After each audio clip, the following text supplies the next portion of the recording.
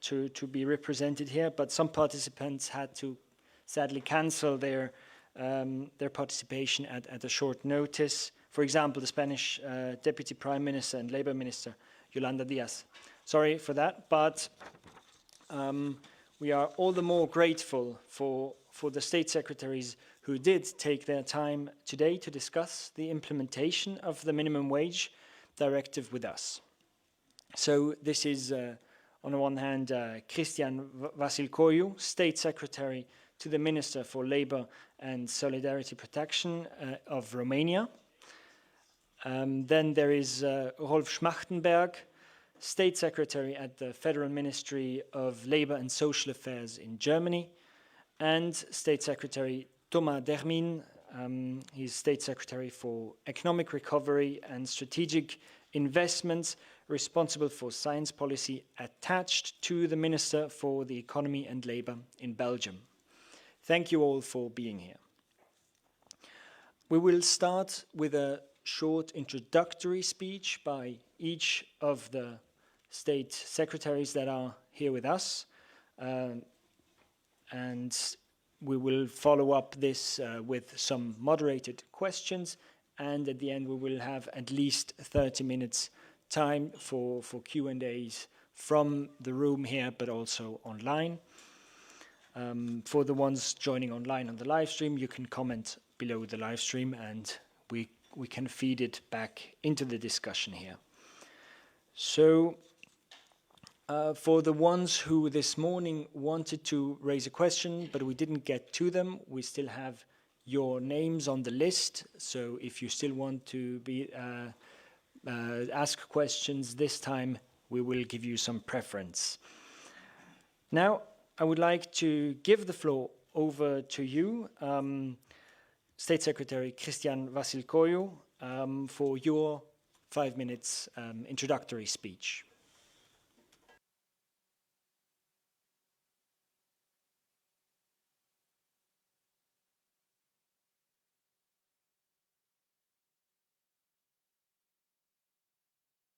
You would have to raise your hand in the system so that we can give you the mic and then speak, press the speak button.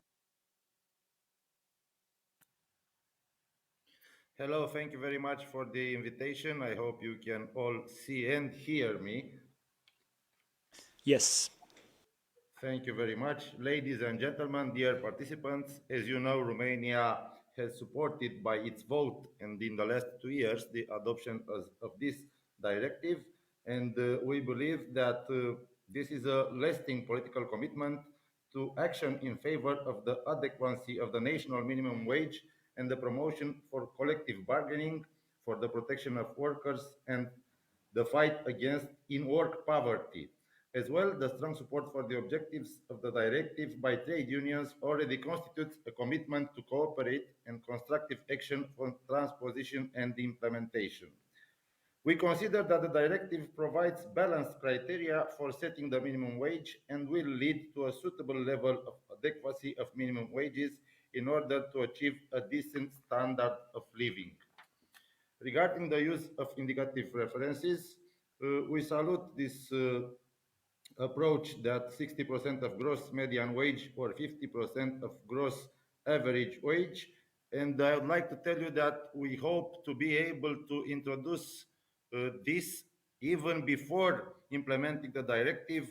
We have an ambitious intention that even from 1st January of 2023 to be able to raise the minimum wage in order for it to become 50% of minimum wage in Romania. I hope we will be able to do that because in Romania such a decision can and is made in a tripartite dialogue with trade unions and representatives of confederations of employers.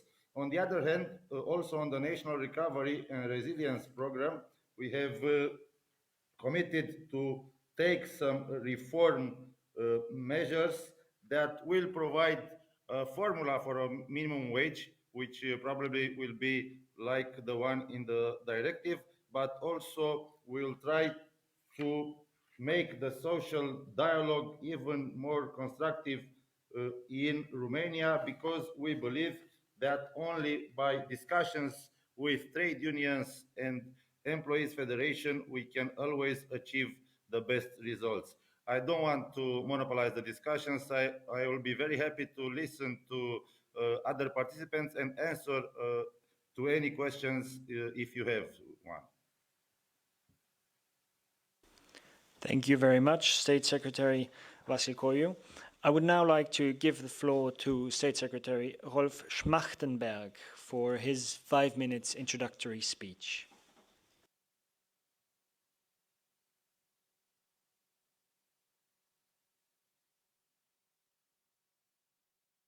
Could you please press button speak? Thank you.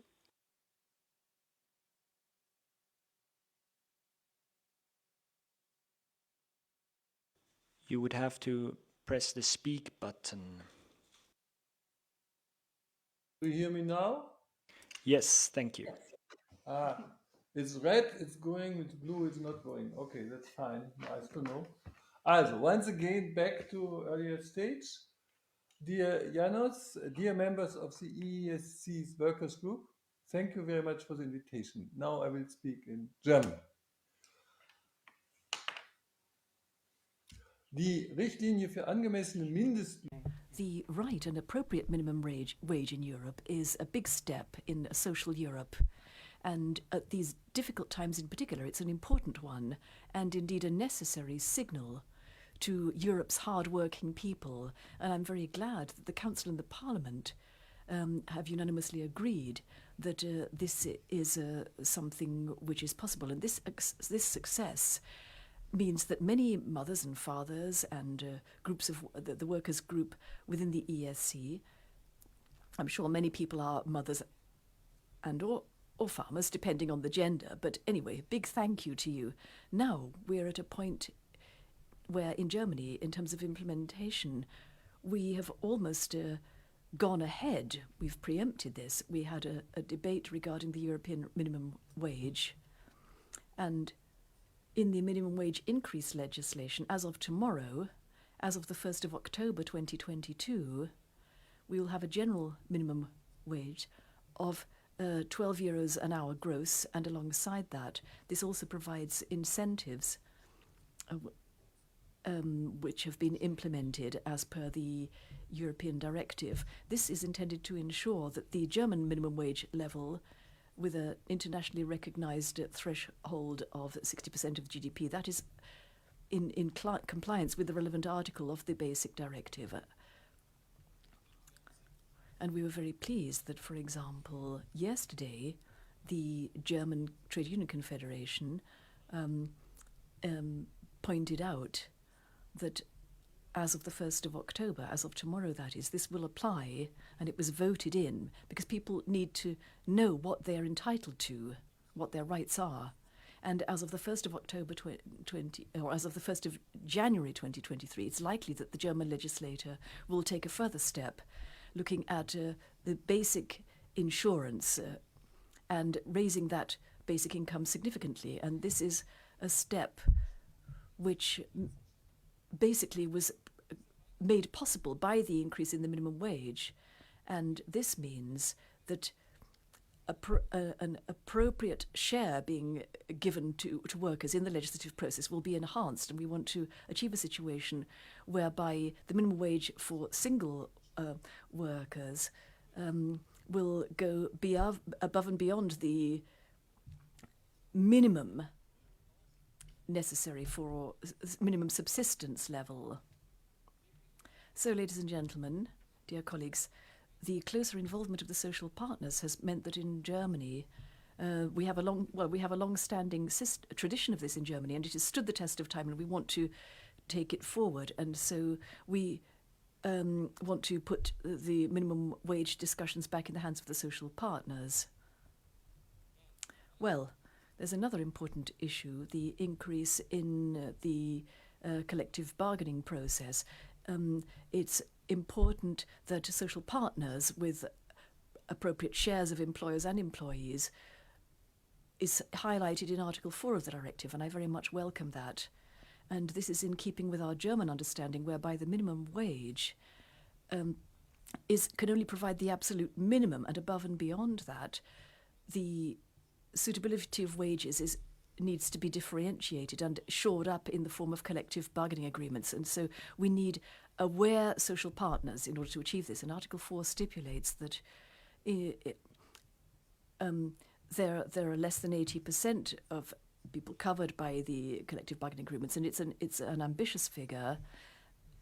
Particularly looking at the situation in Germany, we haven't attained that figure in the social partners, but this is a good figure to have. It's a best practice, as it were, and I'm sure that the Commission will provide for an exchange in this area. That's what they're working towards.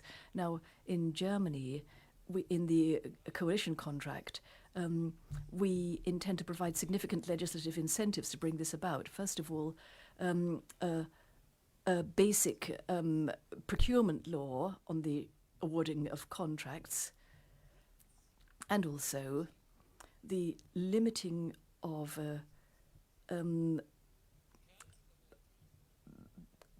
effects of problems when companies go bankrupt.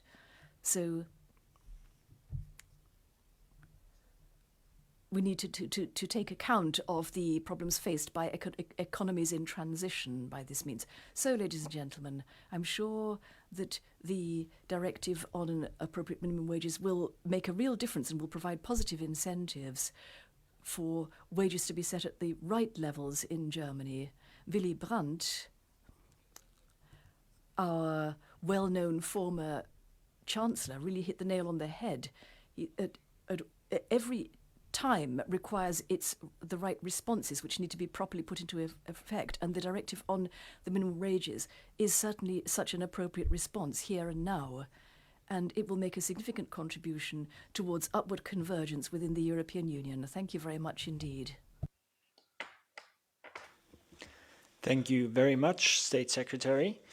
I would now like to give the floor to State Secretary Thomas Dermine for the Belgian perspective.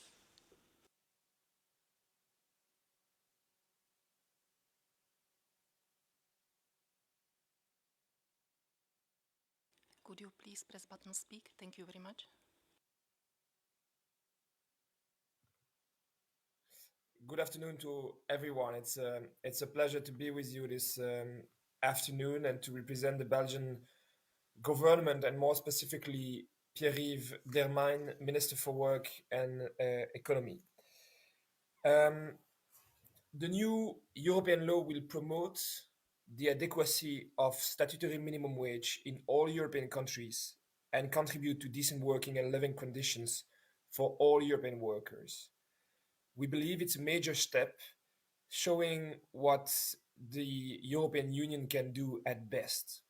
At the instigation of Vice Prime Minister Pierre-Yves Dermine, Belgium has supported Commissioner Schmid from the start of the EU EPSCO Council on October 30, 2020 on this initiative, and we are very happy of the vote that has taken place a few weeks ago in the Parliament.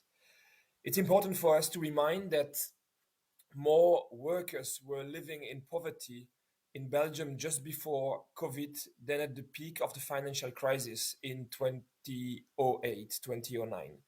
In Belgium, we estimate that about 15% of workers are at risk of poverty. Those are in majority young people, migrant workers, and those on temporary contracts. It was therefore very important for Europe to take up this issue and propose new legislation to combat poverty, to pursue upward social convergence, to fight against social dumping, and to promote collective bargaining as the best tool to raise wages. Even if the level of employment has raised since the end of COVID crisis, we are on the eve of another crisis with the energy crisis that we live in our respective countries, and we believe that the government should put extra effort to support the purchasing powers of worker, and here again, this new legislation goes in that direction. In Belgium, the new legislation will have both direct and indirect impact. Um, on the direct impact, the Belgian wage system in the private sector is already based on collective bargaining between the social partners. This will not drastically change the way we implement change in Belgium, but the new legislation will reinforce the core principle of the way we work in Belgium. And we must be very clear that wages are higher when there is collective bargaining, so we fully support this system. The coverage rate of collective agreements in Belgium is very high, and Belgium will, in fact, not only have to continue to promote collective bargaining on wages, but also set an example for other countries in Europe. We have an elaborate system of social consultation at intersectoral, sectoral, and company level, and this should obviously continue to receive attention, as should the protection of workers' representative. We have in Belgium a case of a union representative being sued in court for collective action that they have taken. This is a very bad precedent, and we want to avoid this in the future at all costs. This new legislation will also have indirect impact. And actually, the new directive, had already its effects in Belgium before its adoption, because the minimum wage in Belgium was raised by the social partners already in 2021, last year's, with effect from April 1st this year, where we decided to raise the minimum wage in Belgium, and it will be raised again in 2 phases by 2026. A second very important element in this legislation for Belgium is the recognition by Europe of the automatic indexation system for minimum wage. We see in the legislation that this automatic indexation can be maintained, and we see in the current crisis how important this automatic indexation is to preserve the purchasing power of workers. And this is a major development, as wage indexation in Belgium is regularly attacked in the framework of the European semester and also by some conservative parties in Belgium. We are also very happy, and I will end with this, to see that this proposal supports upward social convergence in Europe. All jobs must provide a decent living, and this proposal is absolutely indispensable for European social stabilities. European workers can no longer be put in competition with workers elsewhere in Europe who are paid below the minimum wage in unfair competition. So this legislation is, I believe, very positive to avoid competition between workers from different member states. I would like to thank you a lot for your attention, and I look forward to the discussion. Thank you very much. Thank you very much, State Secretary Thomas Dermin. I would now like to discuss a bit what we've heard. And State Secretary Vasil Koiu, you mentioned that in Romania you will already raise the minimum wages starting next year.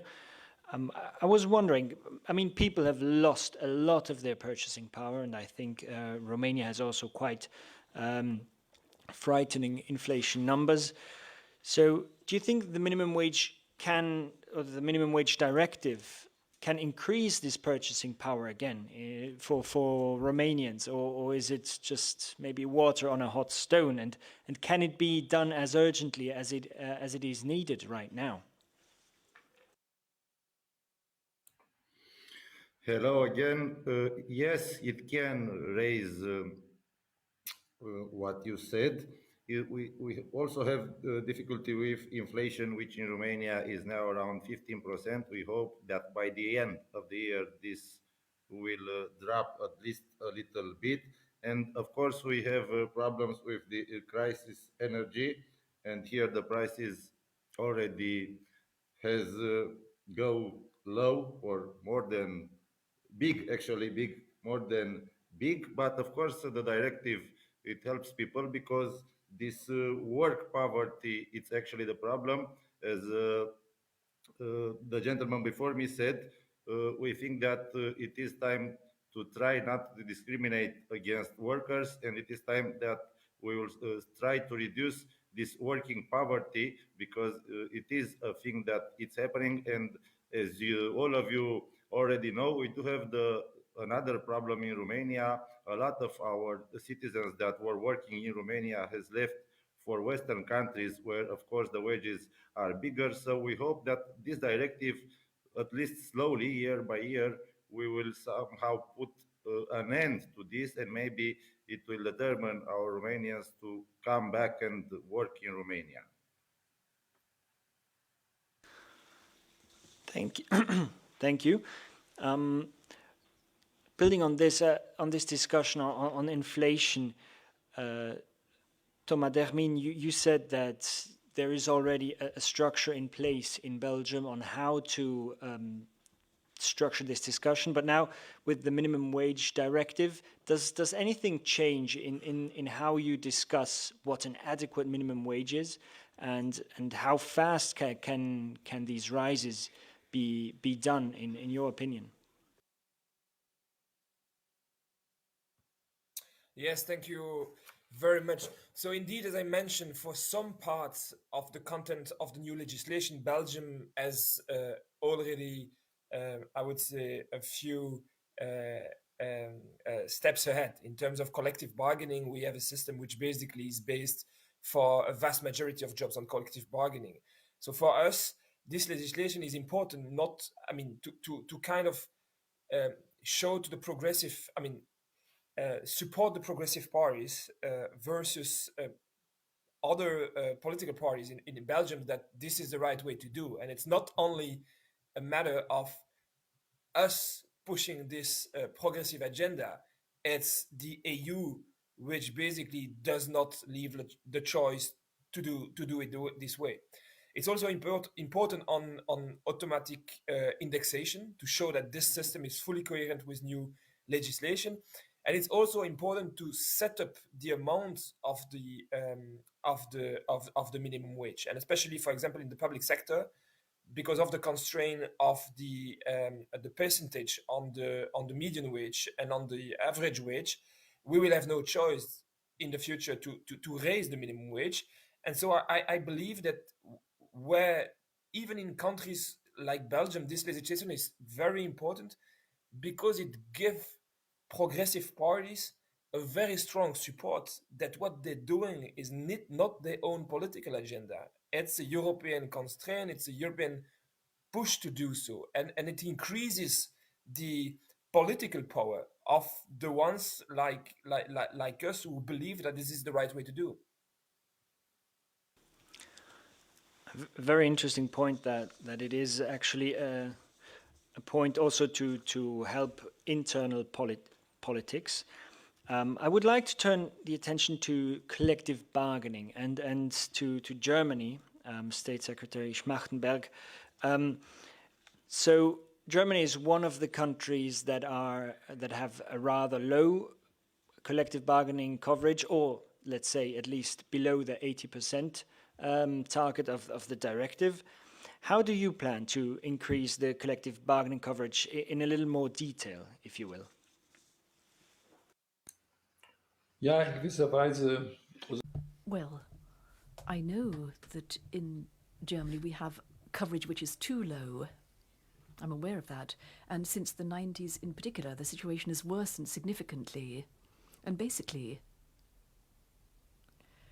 we have a two-pronged approach in order to implement this. First of all, within our coalition agreement, we've set out some clear mandates which support this aim. And I would remind you that this involves the public procurement process, whereby in the future, within representative collective bargaining agreements, the relevant criteria have to be met in order for a contract to be awarded, and that's quite a strong incentive. It was resisted for many years, but thank goodness a consensus has now been reached on it under this coalition. It's due to be implemented shortly. And then the idea that the digital rights of access to trade unions will be fostered. And then the third point is that we intend to embark on a social partner dialogue in the near future, and that too has already been firmly undertaken by our coalition. They've already given their firm agreement for this dialogue. And as part of that process, we want to address the social partners specifically, asking them how they can help to ensure that they are attractive and that further dissemination can take place. One thing that I felt was very important was that we now have a large number of people who typically are not German nationals, but they are union members. And that union membership can be a first important step towards obtaining nationality, getting citizenship. So within our society, there are a great many workers who are not German nationals, and so I think it would be very good indeed if we could encourage them to become trade union members so that that could help them on the road towards obtaining nationality. And secondly, within the social partner dialogue, we will also be discussing what sort of legislative framework, above and beyond those 3 points I mentioned, we should be working towards within the EU, because we don't want to run the risk that rather than the social partners, only the state would be taking action. That would give rise to clear tension. Thank you. Maybe just keeping with Germany, is there a region or a sector that serves you as a model maybe to foster the collective bargaining coverage, and what can you learn from it?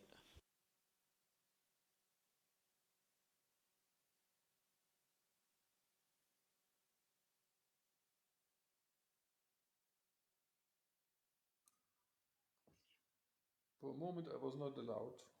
I could raise my hands as long as I wanted. Also, ich will gerne zwei. Well, I'd like to mention two.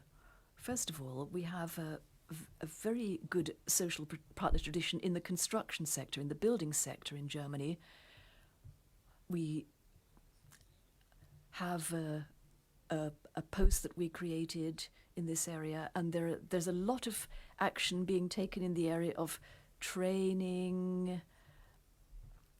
So there are a lot of initiatives being taken, and additional benefits are paid. We're working together with our colleagues in Poland, Romania and Bulgaria, where there are a lot of building workers from those countries in Germany. We are encouraging them to be able to take the knowledge and skills back to those countries. The second industry I'd like to mention is the metal industry in Baden-Württemberg. They don't need our directive. They're already at the upper level. They're very much at the top. And of course, this is largely due to the fact that they are very strong economically. It's a very productive industry. There are many hidden champions there, companies which are world market leaders because they have a particular speciality. For example, they want to... there are certain types of machinery which can be purchased there and nowhere else. So we're involved in an intensive dialogue with them as well, aimed at introducing a social partner model and ensuring appropriate old age pension coverage as well. So we can set up insurance funds via the social partner model, which can reach companies which are not covered by collective bargaining at the moment. So this is really an exemplary approach. Thank you very much.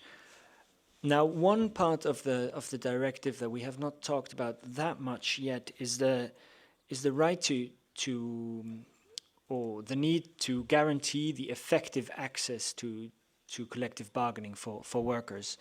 I was wondering, maybe State Secretary Vasil Koiu, how do you want to increase this guarantee, or how do you want to guarantee workers that they can access this right to collective bargaining?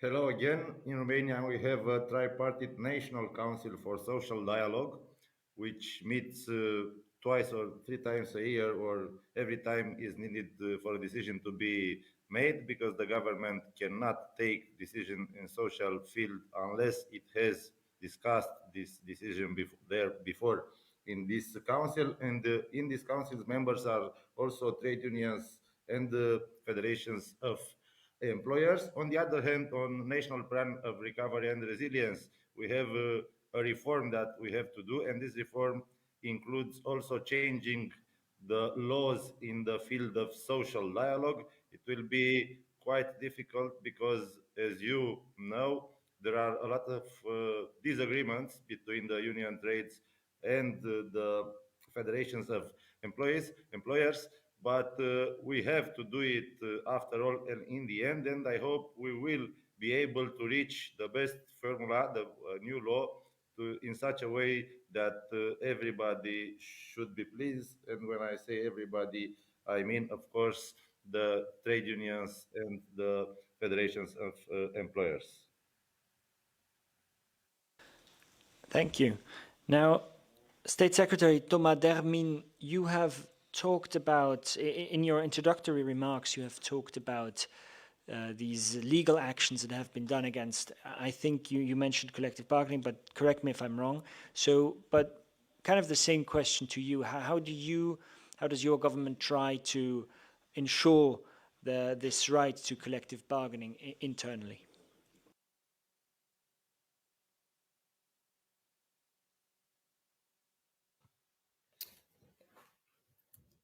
No, I was not mentioning action in courts against collective bargaining, and luckily that's not the case. I was mentioning legal actions taken against unions representative that have taken actions and protest on the streets, and that are being sued in court, basically not respecting the right for collective action on the street, and the role of unions in society. And that was, I would say, a dangerous precedent that we see in Belgium against the unions' right.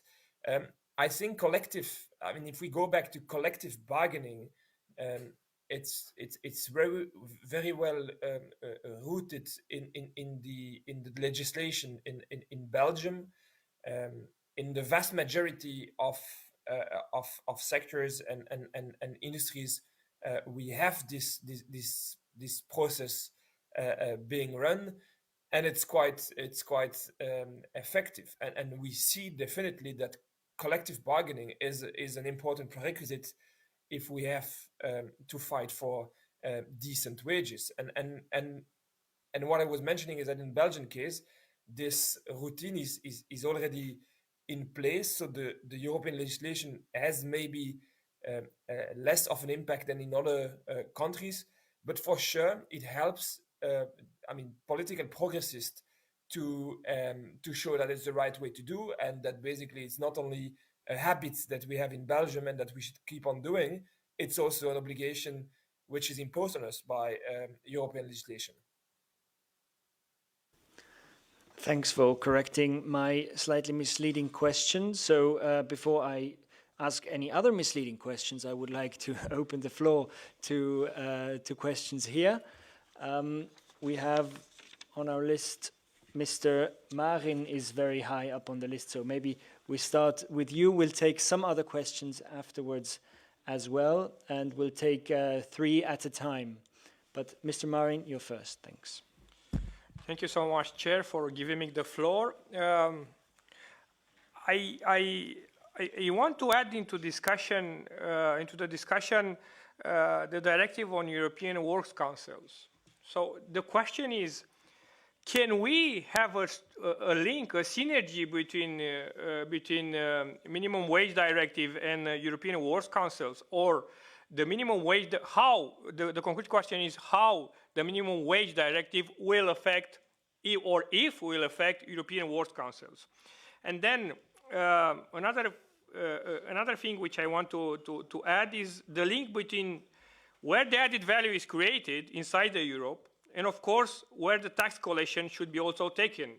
Because in some member states, we can discuss right now of minimum wage economies, meaning that there are so many workers that are being paid on minimum wage that we can put this attribute linked to this economy, which is not normal, because we are talking about sustainable development and things like that. So my concrete question is, how do you see, to the panelists, of course, how do you see the relation between EU minimum wage directive and posted worker situation? Because, for example, in my home country, there are a lot of workers which are being employed in a company, for example, in Romania, but they are working abroad in the same company, and they are being paid with the wage from Romania. So how do you see applying this minimum wage directive in these transnational working conditions? And then to cover 80% of the workers by a collective bargaining, it's a huge responsibility for the social partners. But I think that it's important that those collective contracts should be negotiated by trade unions and not by workers' representatives, as is happening sometimes in Romania right now. Because according to our social dialogue law, we have a collective contract where it is not a union formed at the company level, can be negotiated with by a worker representative. So the idea of the minimum wage directive is to create decent work conditions. So basically, if we want to cover 80%, I think it's a good objective, but the quality of the negotiation process should be also taken into account. And then another aspect which I want to add is the territorial distribution of the workers covered by those collective contracts. So did we thought on how the workers will be split among rural, urban, or among poor and rich regions? Thank you so much, Chair. Thank you very much. Next on the list is Miranda Ullens, sorry. Yes. D'abord et avant tout, bien évidemment, nos... Well, first and foremost, we'd like to congratulate our president on his appointment. Micro, c'est mieux. Félicitations, donc. Yes, that's better. Yes, congratulations, as I was saying. But nonetheless, I would like to address not only our colleagues specifically, but the Secretary General as well, the General Secretary Thomas. It's always great to see that the progress left in our country is gaining ground at European level. That's significant progress, and it proves that we need to work together. Clearly, the power to conclude collective agreements involving increases in wages for citizens needs to be put into effect, and we need to build solidarity for all Europeans in order to improve people's daily lives. Suddenly, if you see that there are many young people and women who all too frequently have wages which are simply too low, and people end up being put into competition with each other, and as trade unionists, it's vital that we work together to make progress so that we can create a social future for everyone. So we do believe that as far as Belgium is concerned, we need to grasp this European opportunity to build a better future at local level. And you, working along with your colleagues in the government, you should serve as the driver, as it were, the driving force, taking this movement forward for workers in Europe. So I just wanted to make that point. And if we have General Secretaries like you, we hardly need trade unionists, but that's just a little note of Belgian humour there. Thank you. Thank you. Mr. Bercea. Thank you for the floor. I would use the opportunity to speak my native language. Vreau să spun că I just wanted to say that the European directive is welcome and we have been expecting it for a long time. Minimum wage is obviously a great step ahead. But just like one of the speakers this afternoon said, wages are acceptable and they are good for those we represent when they are negotiated. So I'm going to talk about that I come from a country where trade union representation at average and not by sector is around 20-25%, and the collective bargaining coverage is around 14%, which means that we are very low compared to Europe. So clearly we're below the average in Europe. I also come from a country where starting 2011 some of the ILO conventions have been violated and the unions have complained. There is an agreement that an ILO commission signed because it carried out an analysis and noticed that there are 13 violations that are being committed by Romanian legislation right now. And this happened with the knowledge of those who were supposed to serve the Romanians, that means parliament and the government. There is a law which is going to be debated in parliament, and the 5 trade unions have reached consensus on this law. It is going to be voted in parliament, and we have to see if the parliament will be kind to us or not. I am fully persuaded that if we do not have an efficient mechanism to monitor the application of this directive, it will only be words on paper. And this is not easy because our government has to right all the wrongs that have been done so far. And there was another thing that I noticed. This directive also lays down the fact that companies that have public procurement contracts have to respect collective bargaining rights according to the ILO 87 and 98 conventions. On this second topic, how are they going to do this? The companies that have received public procurement contracts will see their contracts terminated if they violate these conventions, or will this directive only apply to the future? Because then it would contradict public procurement laws that we have in Romania. Thank you. Thank you very much. I think there is a lot of work heading for State Secretary Vasil Koiu with all these questions.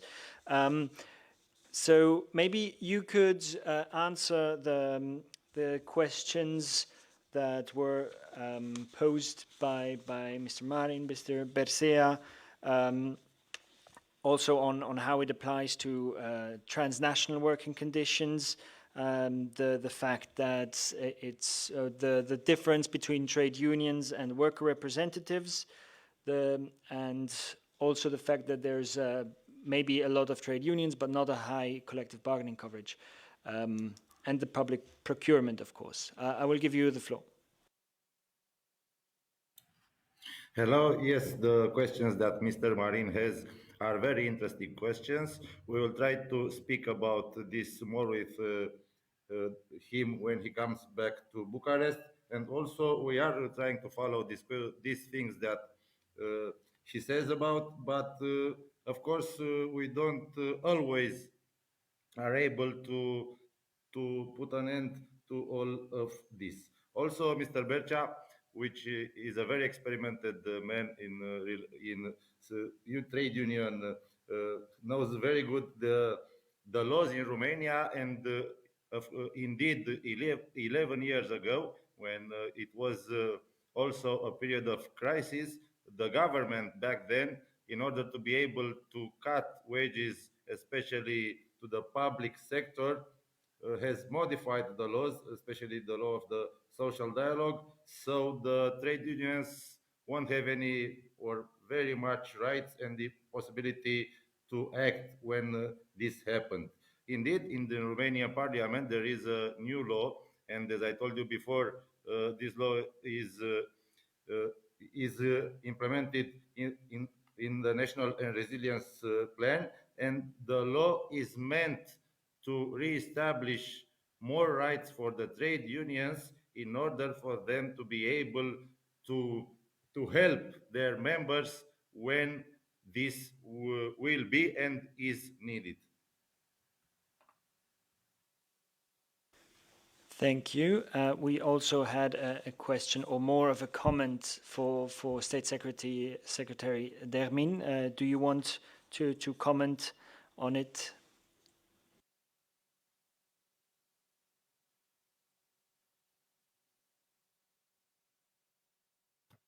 Yes. No, just a quick response to Miranda Ulens. No, thanks a lot for your comment. I think indeed you mentioned avenir meilleur, better future, and we also have to be honest with ourselves. It has not been always the case that the European Union is pushing for a progressive agenda that limits the competition between workers. Sometimes, and some parts of EU legislation are pushing in another direction, pushing for more competitiveness for companies, sometimes at the expense of the workers' right and the workers' wage. So this time it's going in the good direction for social cohesion, for a better future, and this needs to be underlined. In your comment, Miranda, you also mentioned that with people in government being progressive, we don't need unions. I don't believe in it. I think this is a very good example of how social progress can and must be delivered. And it's, if we look through, I mean, our social history, it has always been the same process. Unions and social forces pushing for progressive reforms, and then political parties, progressive political parties, transforming those willingness expressed by the unions and turning them into laws. And that's exactly what happened in this case, and that should be underlined, is that the action of the unions is complementary and is very important to push the political agenda and to push political parties to turn into law what they demonstrate for in the street. And that's the way it worked in the past, and that's the way it should work in the future. And it's always important to remind this, especially when we see extreme form of politics on the links and on the far right that tries to demonstrate that this is not working. But this legislation is a proof and a living proof that this process still works and that we can push a progressive agenda. For me, and I'm not an expert on this question, but the one of the most important question I believe in the next future is how do we organize in between the minimal wage condition in one country versus another. And for example, I was very sensitive to what has been mentioned by my Romanian colleagues on yes, indeed, a lot of workers are leaving some parts of Europe, especially on the eastern part of Europe, to work in Western Europe. And this is a source of, I would say, tension on the job markets, both in the West and in the eastern part of Europe. And if we apply minimum wage condition from the East in the West, of course we do organize the competition in the West, and that should be corrected. So indeed there is, I believe, still a bit of work on the application and how do we use this tool to reduce competition, both to keep workers in their home state and to avoid competition in Western countries where they can get higher wages. That's a very important question for the future. Thanks. I would also like to bring in State Secretary Schmachtenberg shortly on the question of territorial distribution. How do you handle this in Germany with the differences in rural and urban areas? Kein Unterschied. No difference. No difference. Immer wieder mal. Discussions crop up time and time again. We have major disparities in Germany, not just between East and West Germany, but within West Germany there are weak regions, and so sometimes this is discussed, and we look at models from the UK, when there used to be an EU member, of course, but the decision is very clearly in favour of a uniform minimum wage within what is, after all, a very cohesive labour market. In Germany, we clearly have a commuter movement. Sometimes people commute an awful lot. I can't call the figures to mind, but there are a lot of people who travel at least an hour each way to get to work and back. So we have one labour market and one national minimum wage. But that does bring us to the point mentioned by Mr. Marin as well. He addressed this point because, in fact, in Germany, we do have something which is like a sort of minimum wage economies. This applies to Mecklenburg-Vorpommern, for example, where almost 40% of workers get the minimum wage. And that is why it's so important, and pressure is being brought to bear that for the lower wage groups, collective agreements are being negotiated after the event, as it were, and that is helping workers at the moment. That's a good thing for workers. Where there's a high demand on the labour market for people with skills, and so the minimum wage is bringing about a sort of adjustment wave, an adaptation wave for the lower wage groups, and that's a good thing. But the consequence is that's why I think it's such a good thing that we have Article 4 in the directive. I'm a real Article 4 fan, because it's not just aiming at fostering upward convergence, but it also aims at ensuring that that meetings take place with the social partners, and that's why we've announced this package on collective agreements, because we have these 3 measures that I mentioned earlier, which were made public today. Thank you very much for your perspective and also these breaking news. Now I would like to give the floor to Dumitru Fornea. Thank you very much, Chair, and thank you very much to our State Secretary from Romania, Mr. Vasil Coiu, for input, and also to other State Secretaries from other countries. I want to raise a simple question for reflection. Of course, the minimum wage is very important for workers, but what about the automatic system of indexation of salaries, which we have already in Belgium, which is sometimes criticized by the economists and by the companies, but we will be able, as a nations in Europe, to think about that in the future, because nominally the people, the citizens, the workers are paying, and nominally the governments are earning money from these payments, which are done even with this inflation. So in a way or another, if we want social justice, what about this automatic indexation system of salaries and mechanism? Thank you. Thank you. Next on the list is Lucy Studnica. Thank you very much, and thanks for the interesting debate and the inputs from the panelists. I would actually have 2 comments. And I'm quite unhappy the Minister of Labour and Social Affairs of my country, of the Czech Republic, is not here with us anymore.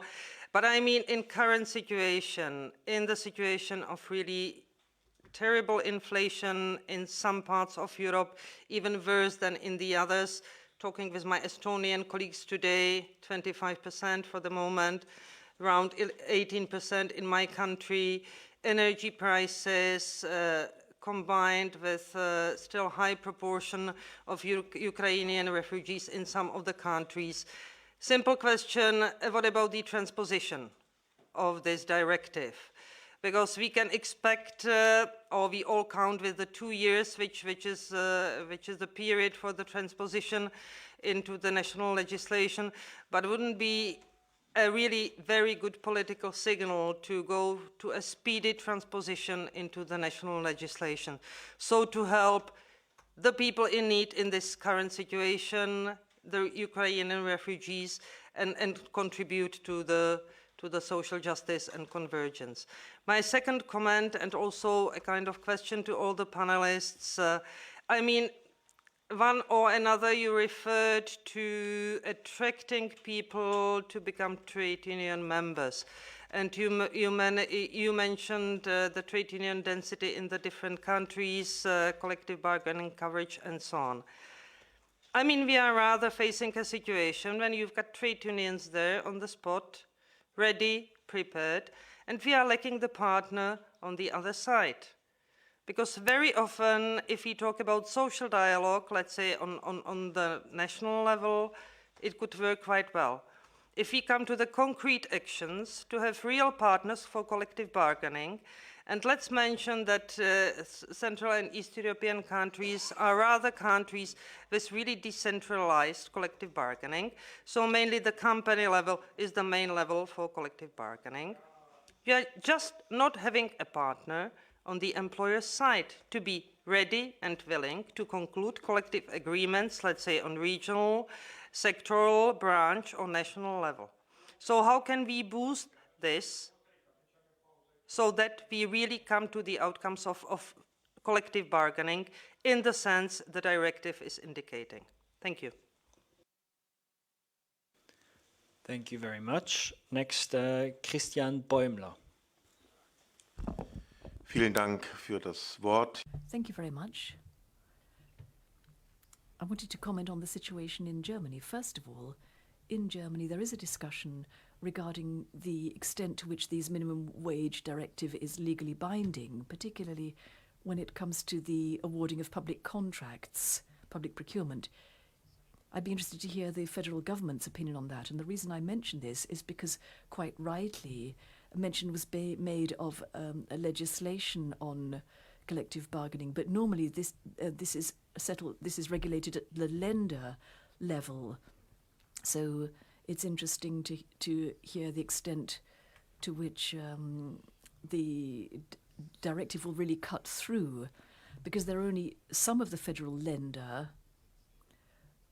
which have this sort of legislation on collective bargaining and minimum wages, and that's why it's so important. Mention was made of Baden-Württemberg as a sort of employer's paradise, but I would point out that it's not just industry for which the minimum wage isn't really relevant, but the whole area of services, trade, catering, and tourism, where wages tend to be higher. But it's not without reason that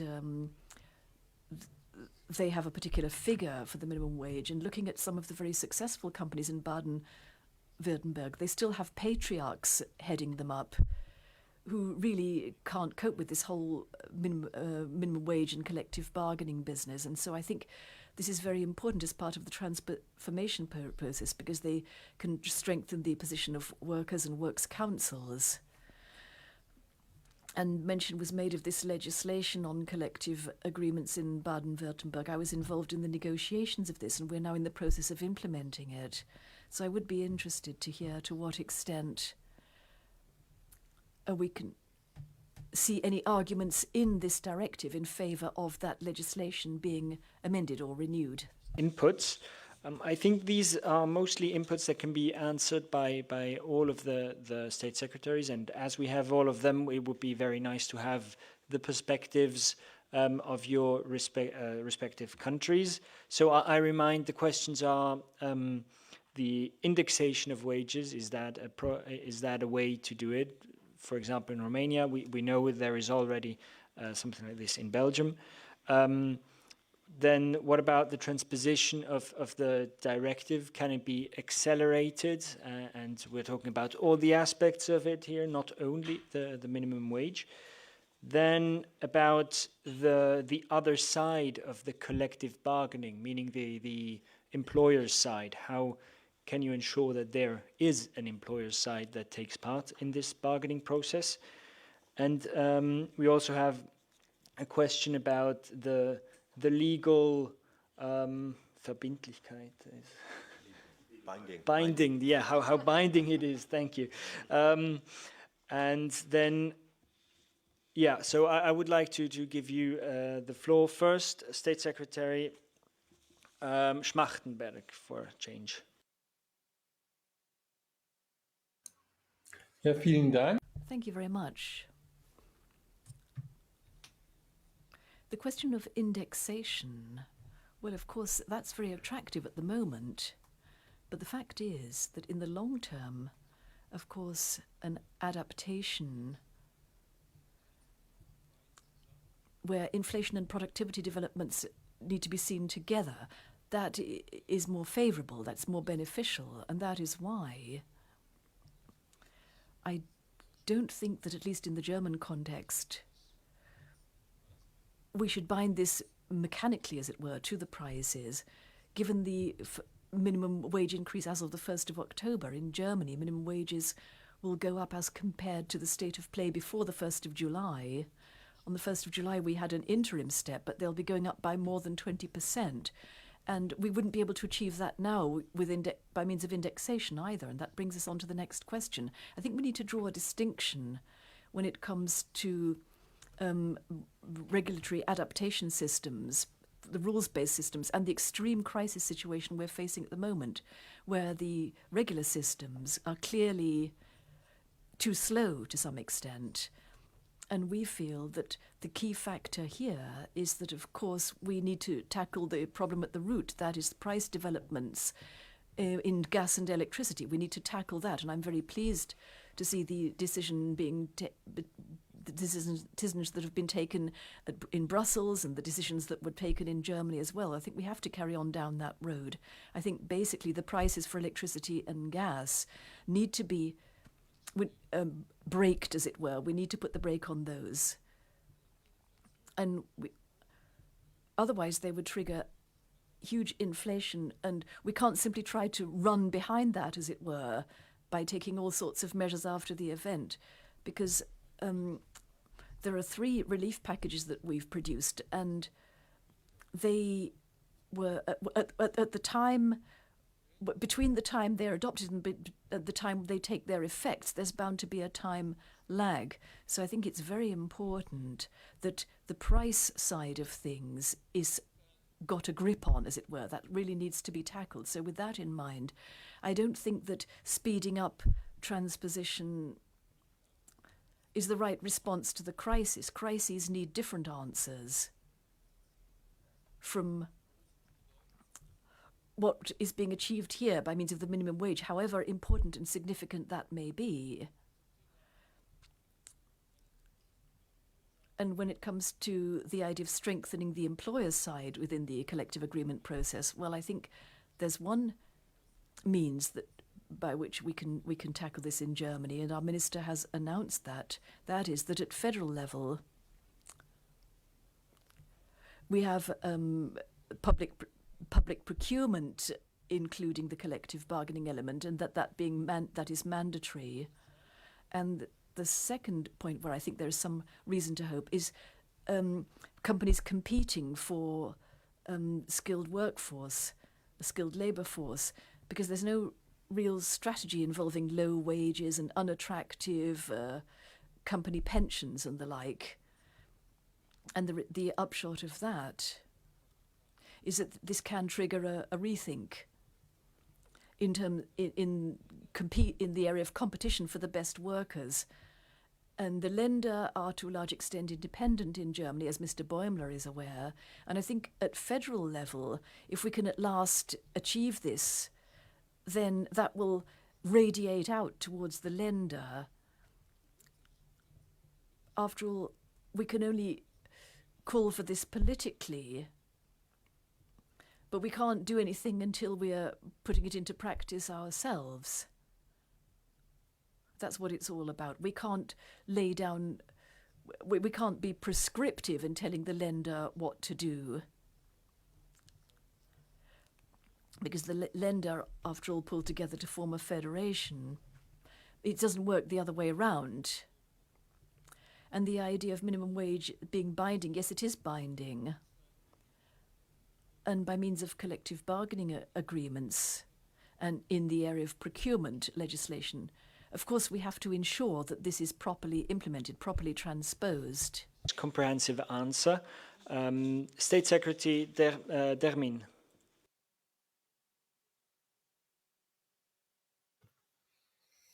Yes, thank you for the comments.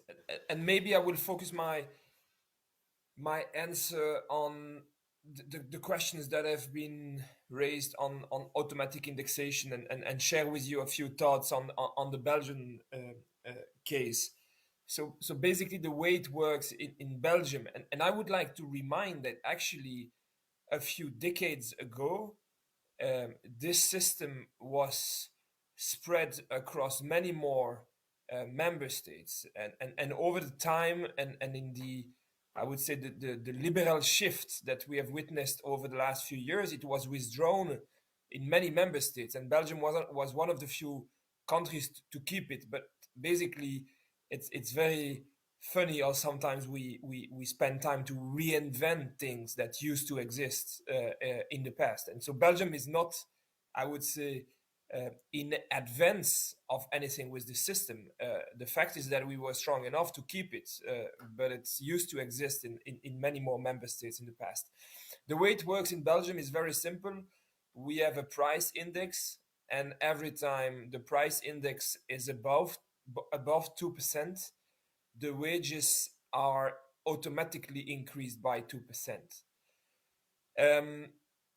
Which means actually that in the current context that we know, with inflation in Belgium being close to 10%, yes, the workers will have wage increase by, about 10% this year, because the index will be crossed 4 or 5 times in this year. And the basic principle is that workers should not pay the price of inflation. And I believe that this system is legitimate in a sense also because it allows to focus in the collective bargaining process. It allows to focus on not correcting inflation in the bargaining process. It's just, okay, it's done. Workers don't have to pay for inflation, and then we discuss what's coming above. But we don't discuss about adjusting for inflation. And it's also much more efficient to protect the workers, because what we see typically in other member states is that the bargaining process will go on and on and on, and the correction for inflation will happen at some point in time, but will happen too late. And so the purchasing power of the workers will be lower for a few months, waiting for the collective bargaining process to catch up with inflation. And with the automatic indexation system, you don't have that issue of timing, because it happens in due time in every year. The question is indeed, what's the relationship between inflation and automatic indexation? There are a lot of academic work on whether automatic indexation fuels inflation or not. Belgium is a small country, so I don't think it plays a role on global energy prices. That should be investigated in bigger countries. But I think that today, the number one challenge that we face in all member states is how do we preserve the purchasing power of all European households and of all European workers. And we should, investigate other avenues to combat inflation than working on wages, and definitely working on how do we price energy, how do we work on the supply of energies, and how do we cap prices, are avenues that are much more efficient to combat inflation than trying to push on salaries. So yes, I think that this system of automatic indexation is part of the solution to preserve purchasing power of worker, especially in high inflationary contexts like the one we are going through. Thank you for this insightful perspective on the Belgian indexation system.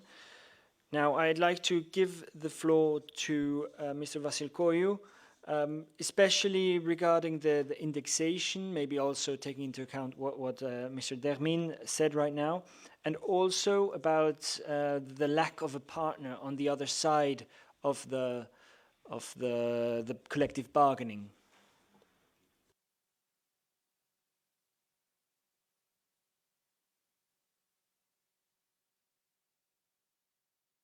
You'll have to press play, I think. Speak.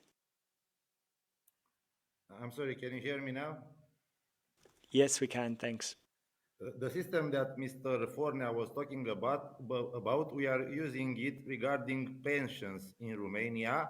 There is indeed a very interesting proposal that Mr. Fornea had, but as I said before, this kind of proposals must be discussed also with employers' organization, because we have to see if they would be able to pay such salaries. I don't know to sound rude or to be mean, but I think a job not very well paid, it's better than no job. So our interest is not to make the employers to not be able to pay wages or to have to close their businesses because they can't support anymore uh, the wages. But it is a very interesting idea, and we will consider it. And I am sure that Mr. Forna will bring it to the floor in our meetings with the trade unions and the employers' organizations. Okay, thank you. Next on the list is Mr. Deleu. Yeah, so much has already been said, but maybe 2 or 3 remarks. First of all, the indexation system in Belgium is based on collective agreements. And it's politicians that intervene in the system, right-wing governments. So that's a fruit of collective bargaining in the past. And we kept it. Secondly, about the legal actions against the right to strike and the right to demonstrate on the public way, that's fundamental, because collective bargaining is not possible if it's not linked to the right to trade union action. And so the question is that we have now a law, a penal code that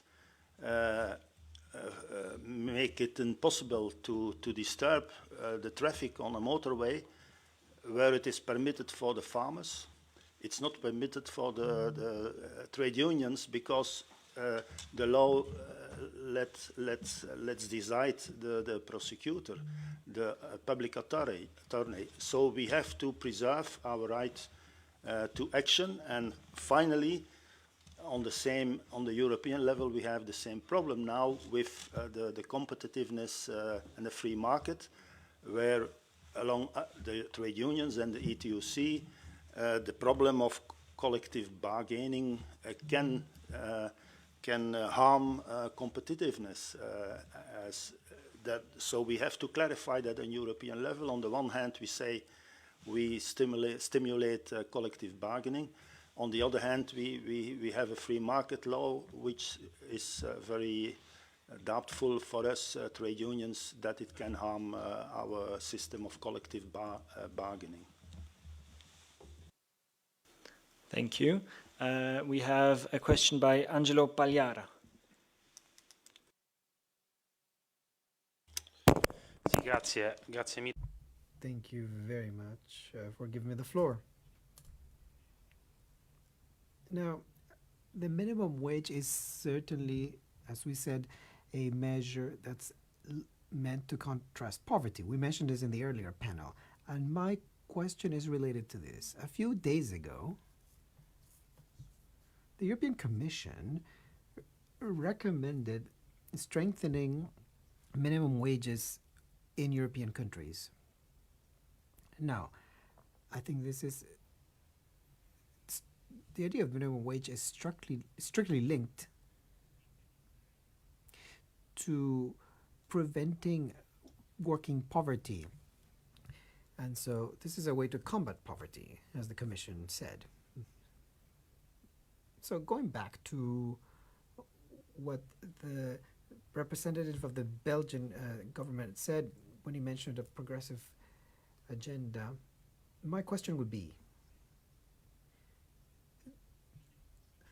the representatives of governments here, as a point of principle, would you be willing to strengthen this social idea? And do you think that in order to strengthen the role of Europe, a possible response would be to perhaps directly finance a minimum wage system, perhaps through own resources or through emitting social bonds? Thank you. Thank you very much. Just a quick point of order. What you said was about the minimum income recommendation, right? It was translated for many of us as minimum wage. It is very difficult to translate, so we are talking about the minimum income recommendations there that have been pushed out this week. Yeah, that was the proposal that Commission put out last week. Exactly. Okay, so just that we get that right. Now, I would like to put these questions also to all of you, especially the legal protection one. If I find very interesting. Maybe starting with State Secretary Vasil Koiu, how can you guarantee the legal protection of trade unionists when they do actions? Hello again. In our country, actually, I don't remember to have from the trade unions any complainings about legal protection regarding them. I am sure that we have a good relation, and usually us, the government, are trying to act like an arbiter between the employers' organizations and the trade unions. We meet often, we speak a lot, sometimes we go alone, sometimes not, but we are trying to keep this social dialogue on high importance on our list.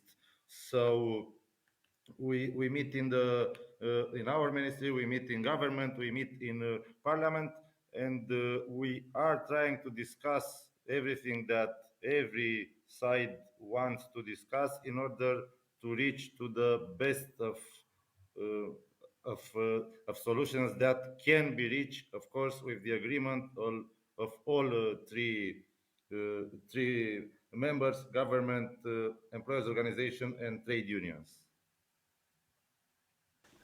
Thank you. I would like to give over the floor to State Secretary Dermine. Also about the legal protection, which you already talked about a bit, but maybe you want to go a little deeper. And the other one on the question from Mr. Pagliara about whether there should be own resources also to guarantee this level of minimum income. Do I correctly? Okay, good. So that's about the question.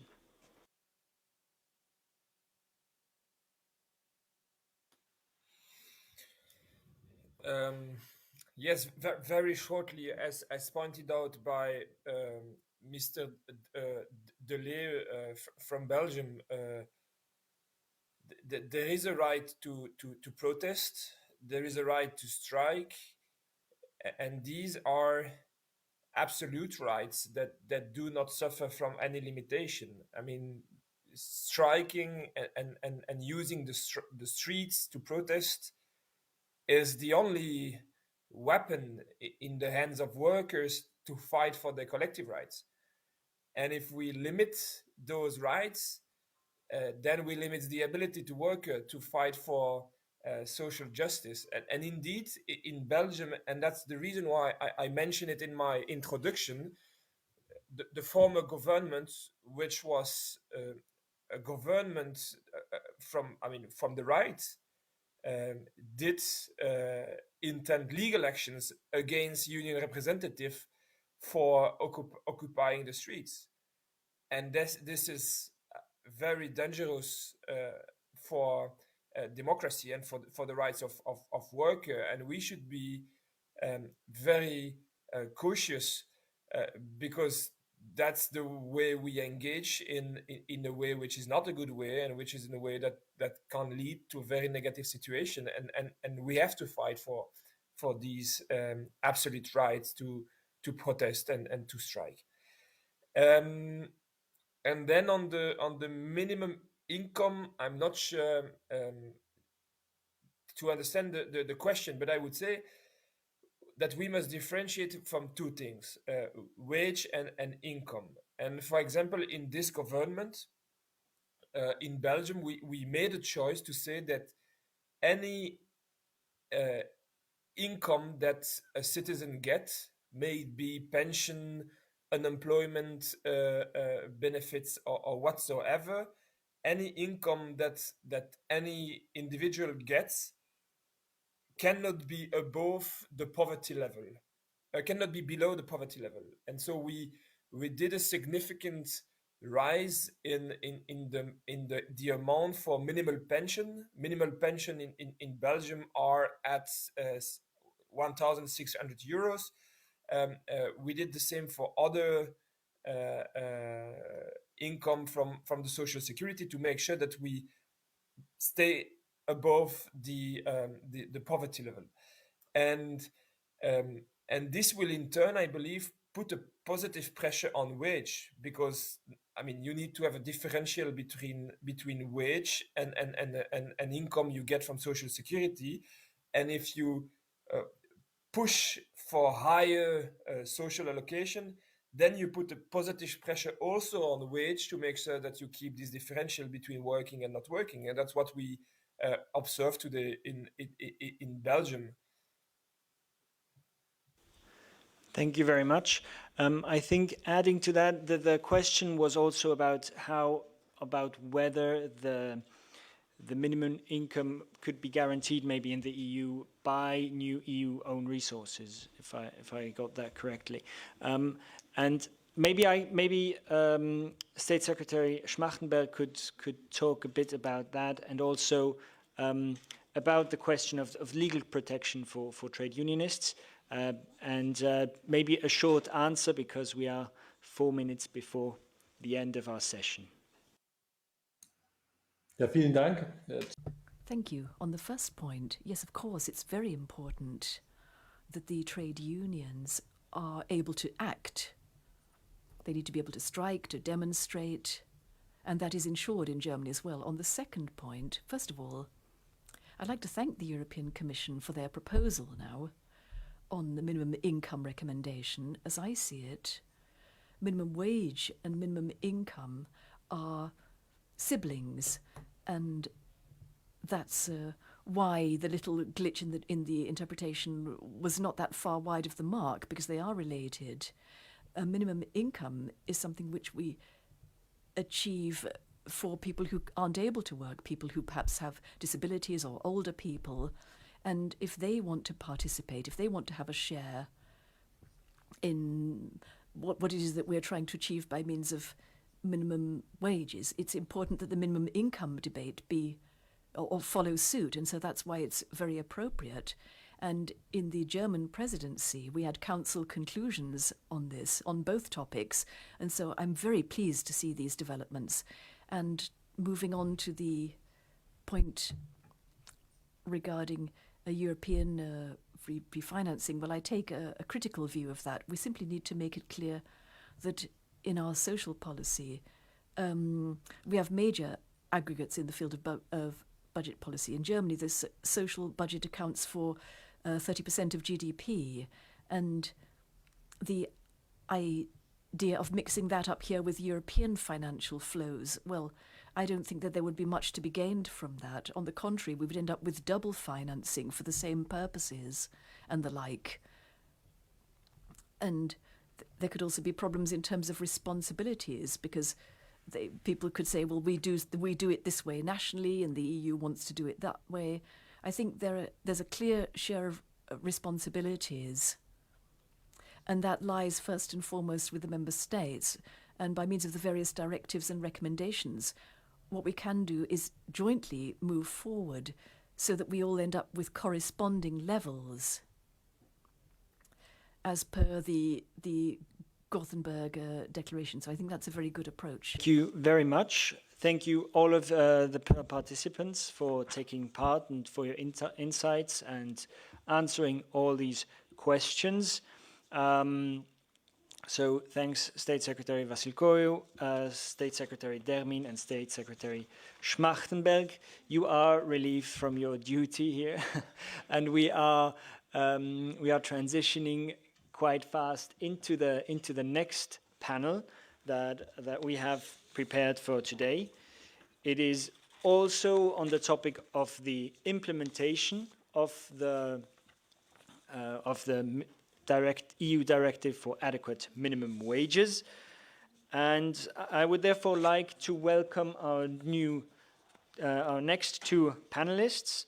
Very happy to welcome Minister Luka Mesec. He's Minister for Employment, Solidarity and Social. Minister of Labor, Family, Social Affairs and Equal Opportunities in Slovenia. And I would also like to welcome Minister Peter Hummelgaard Thomsen, Minister for Employment in Denmark. Sadly, on a very short notice, the Portuguese Minister for Employment had to cancel, so Ana Mendes Godinho will not be here. But we are very happy to have this now nearly a digital fireside chat with the two ministers. So, as in the previous panel, we will first give the floor to each of the ministers, and as we are not so many, they have a little more time. They have 10 minutes to explain the situation a little more in detail in their countries and how they intend to implement the directive, and also to maybe show a bit more about their labor systems in their countries. And then we will have some guided questions, and we will open the floor as well to everybody. Just another quick reminder for those who are watching online, you can also comment there, and we will feed that into the discussion. And also, if there are members here that are connected via the Interaxio platform, you can also raise your hands there. So now, without further ado, I would like to give the floor to Minister Mesec to speak a bit about how... Oh, sorry, I was... the Regie tells me that it is now for Minister Hummelgaard Thomsen to take the floor and to explain us the Danish collective bargaining system and maybe how also it works in contrast to other systems. The floor is yours.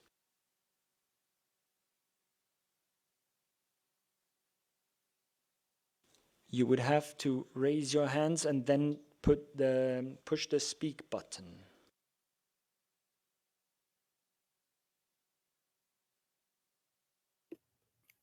There you go. Okay. Thank you very much. And firstly, I would like to thank the workers group in the European Economic and Social Committee for the invitation. I'm very glad to be with you today. Obviously, this is not the first time we have the opportunity to discuss the minimum wage directive. I know we share the same ambition. All workers should be able to earn a decent wage when working full time. We also agree that the social partners play a crucial role in this regard. However, as you all know, we have different views on the minimum wage directive, and I'll come back to that. Let me first take the opportunity to thank you, all for making sure that we have this discussion. Let me begin by recalling the Danish position on the minimum wage directive. The proposal has been a sensitive issue in Denmark from the outset. The social partners, both workers and employers, are strongly against the proposal, and moreover, a large majority of our parliament are against the proposal. As already said, we support the aim, but we do believe that wage setting is national competence and not a matter for the European Union. We are genuinely concerned how this binding directive will influence our labor market model and the autonomy of the social partners in the future. And for these reasons, and as a matter of principle, Denmark will vote against the directive in the Council. Against this background, the workers' group has invited me to address two issues in my opening remarks. First of all, how the Danish collective bargaining system works, and secondly, how the Danish system will change in response to the minimum wage directive. First, a few words on our collective bargaining system, a system that is a fundamental part of our Danish labor market model. The Danish model was not made by one big master plan. It is a result of a development with many compromises along the way. One major compromise was made more than 120 years ago in 1899 in the so-called September Compromise after a 4-month lockout. The main outcome of the September Compromise was, on the one hand, that the Employers Association accepted the workers' right to organize, while on the other hand, the trade unions recognized the employers' right to direct and distribute work. The September Compromise became a decisive prerequisite for the general development of the labor market model in Denmark. It established some of the industrial relation principles that have been in force ever since and are still in force. Namely, that employers and workers enter into voluntary agreements largely without government interference. Wage setting is fully under the responsibility of the social partners. We have no statutory minimum wages in Denmark. The social partners have, so to say, the full bargaining right, but also the full responsibility. The foundation of our system is a high degree of organization among workers as well as employers. This is necessary in order to ensure the broad interest of members in collective bargaining. Autonomous negotiations between the social partners have proven successful, both in terms of ensuring the priorities of both employers and workers in contributing to a flexible labor market. As an example, the social partners are, through responsible collective agreements, involved in core elements of our pension system and in upskilling and reskilling of workers. And now turning to the tripartite cooperation. We have a long tradition of tripartite collaboration between the government and the social partners when facing large and complex societal challenges. Recent example is from 2020 to 2022, where we concluded 25 tripartite agreements, which is a record high number, most of them related to COVID-19 response. Our collective bargaining system is a decisive factor in relation to our high employment rate, competitiveness, and high quality working conditions. These conditions are also recognized internationally. IMD World Competitiveness Center ranking for 2021 placed Denmark on number 3 on the list, followed by Switzerland and Sweden. The World Bank has recently measured Denmark as the 4th best country in which to do business, and the OECD estimates that Denmark is among the most equal countries in the world. We have the 5th lowest inequality among all OECD countries measured by the Gini coefficient. For these reasons, this model has very broad political and public support in Denmark. We're always pleased to share our experiences and exchange good practices concerning social dialogue. But at the same time, it is important to remember that there are many different labor market models in the EU. There is no one-size-fits-all.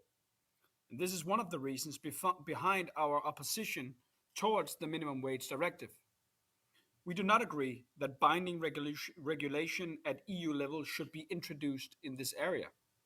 We are concerned introducing regulation will narrow the room for negotiations among the social partners, and whether it in the long run could diminish the legitimacy of the social partners with possible consequences such as lower organization rate, lower collective bargaining rate, etc. Therefore, we do not wish a directive that will possibly jeopardize our labor market model, which has proven so valuable in Denmark for both workers and employers. The model that has given us high wages and good working conditions, a model that many countries look to for inspiration. So instead of a directive, we believe much more can be done at EU level regarding social dialogue in terms of awareness raising, exchange of best practice, capacity building, and so forth. So turning to the second question, how will the Danish system change in response to the minimum wage directive? It goes without saying that we fully support the directive's aim to promote collective bargaining. We believe that our system already complies with the intentions of the minimum wage directive. This does not imply that the Danish system is flawless, not at all. Like other important institutions, our Danish model must continuously be updated in response to developments in the society. I can assure you that the social partners in Denmark are continuously discussing how to increase the collective bargaining coverage, and the government support these efforts without interfering. In this context, there is no need for a directive. On the contrary, the social partners fear that a directive could lead to interference in their autonomous negotiations. So to sum up, we fully support the purpose of the initiative, that workers should be able to earn a decent wage when working full-time, and collective bargaining is highly important in this regard. We simply disagree, and I cannot stress that enough, we simply disagree that binding EU measures on minimum wage is the right way forward. And once again, thank you for inviting me today. I look very much forward to the debate. Thank you. Thank you very much, Minister. I would now try to give the floor to Minister Mesec of Slovenia. I hope he is online. He is online. Okay, the floor is yours.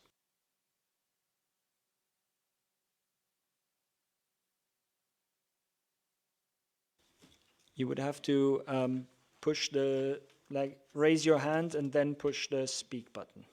And then the speak. Okay. Can you hear me? Yes, perfectly. Yes. Thank you very much. Thank you, first of all, for inviting me to your conference. And second, to giving me a chance to talk to you about the minimum wage. Well, as my Danish colleague before me, I'll also start with the system that we have in Slovenia. Well, in Slovenia, we have a collective bargaining system similar to the one in Austria or Germany, and a bit distant from what you know in Scandinavia. Our density of trade unions is about 30%. So not all the sectors are fully covered, not all the interests are equally represented, but the system functions.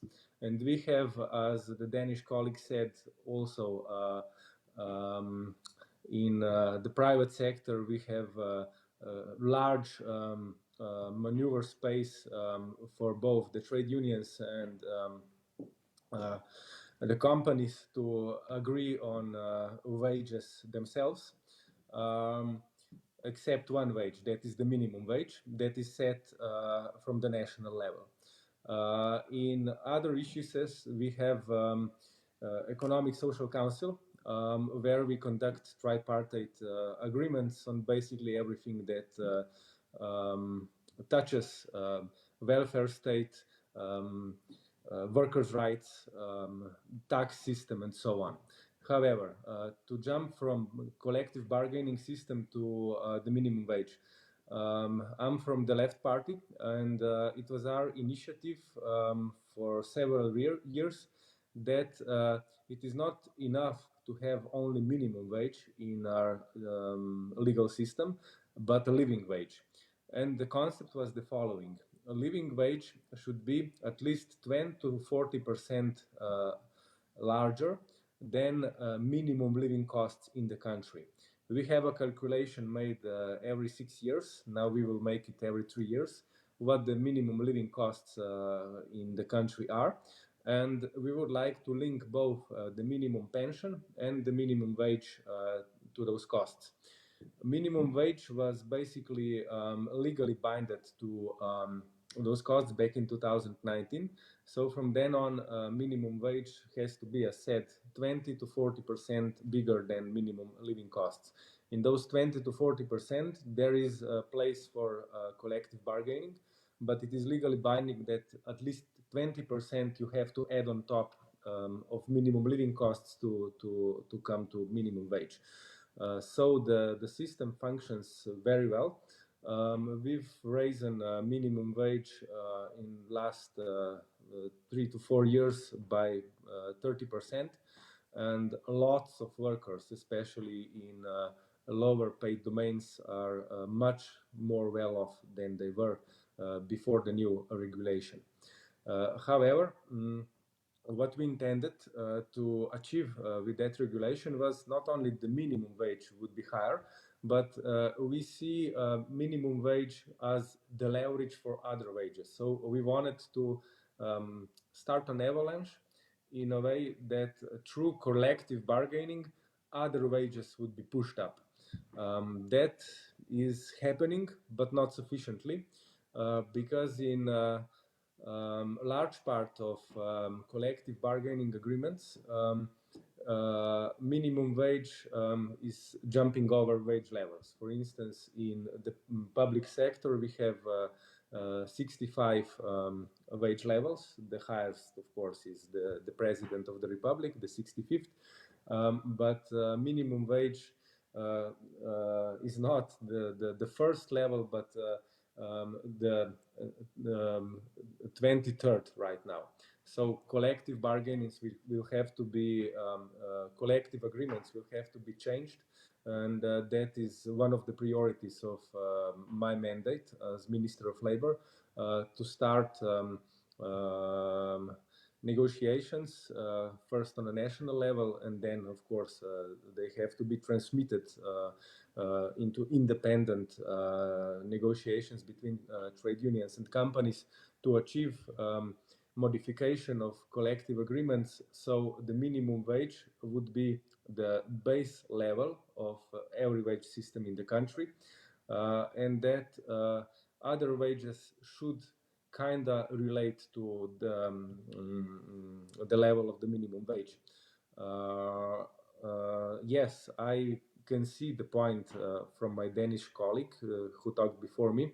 That changes the game in collective bargaining, but it gives workers in countries where trade union density is lower, as in Slovenia, and of course the power of bargaining from the workers' side is therefore lower. It gives workers in such countries at least a living decent wage.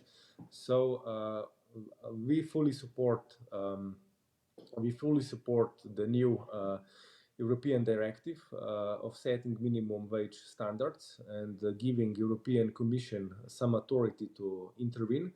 But we would like to basically transmit kind of system that we have to the European level. So that we would have in each of the European countries obligatory calculation of minimum living costs and agreement about how the minimum wage should relate to that. I'm stressing that point. I know it's controversial for some countries, but for instance, we have serious problems with transnational regulations. For instance, we faced in Slovenia in previous years a severe exploitation of migrant workers by the agencies that were selling their work, especially in the construction sector. Now we've regulated those agencies in Slovenia, so all the workers that come to Slovenia and get employed must be given the minimum wage as I described. They must have the same level of workers' rights protection as Slovenian workers have. But what happened now is that those agencies are not registered anymore in Slovenia. They're registered in Romania, and they are sending workers from Romania to Slovenia. And of course, our Inspectorate for Labor Law Protection has absolutely no authority to regulate how those workers are paid or exploited because they are formally employed in Romania. That is why I believe that Europe should work on setting minimum social standards, both in workers' rights and in living wage. Okay, I will conclude here. Thank you very much. I would like to once again come to the Danish opposition to this directive. I feel and like this is a very principled opposition by the Danish government. And correct me if I'm wrong, if there is a very specific point there. But can you maybe explain the principle behind it a little more deeply, or is it a fear that once this is done, that there will be a lot of other things until your system is eroded? And if that is the case, how can the program for a social Europe, as many in Europe want that, how can this proceed without hurting the Danish system, in your opinion?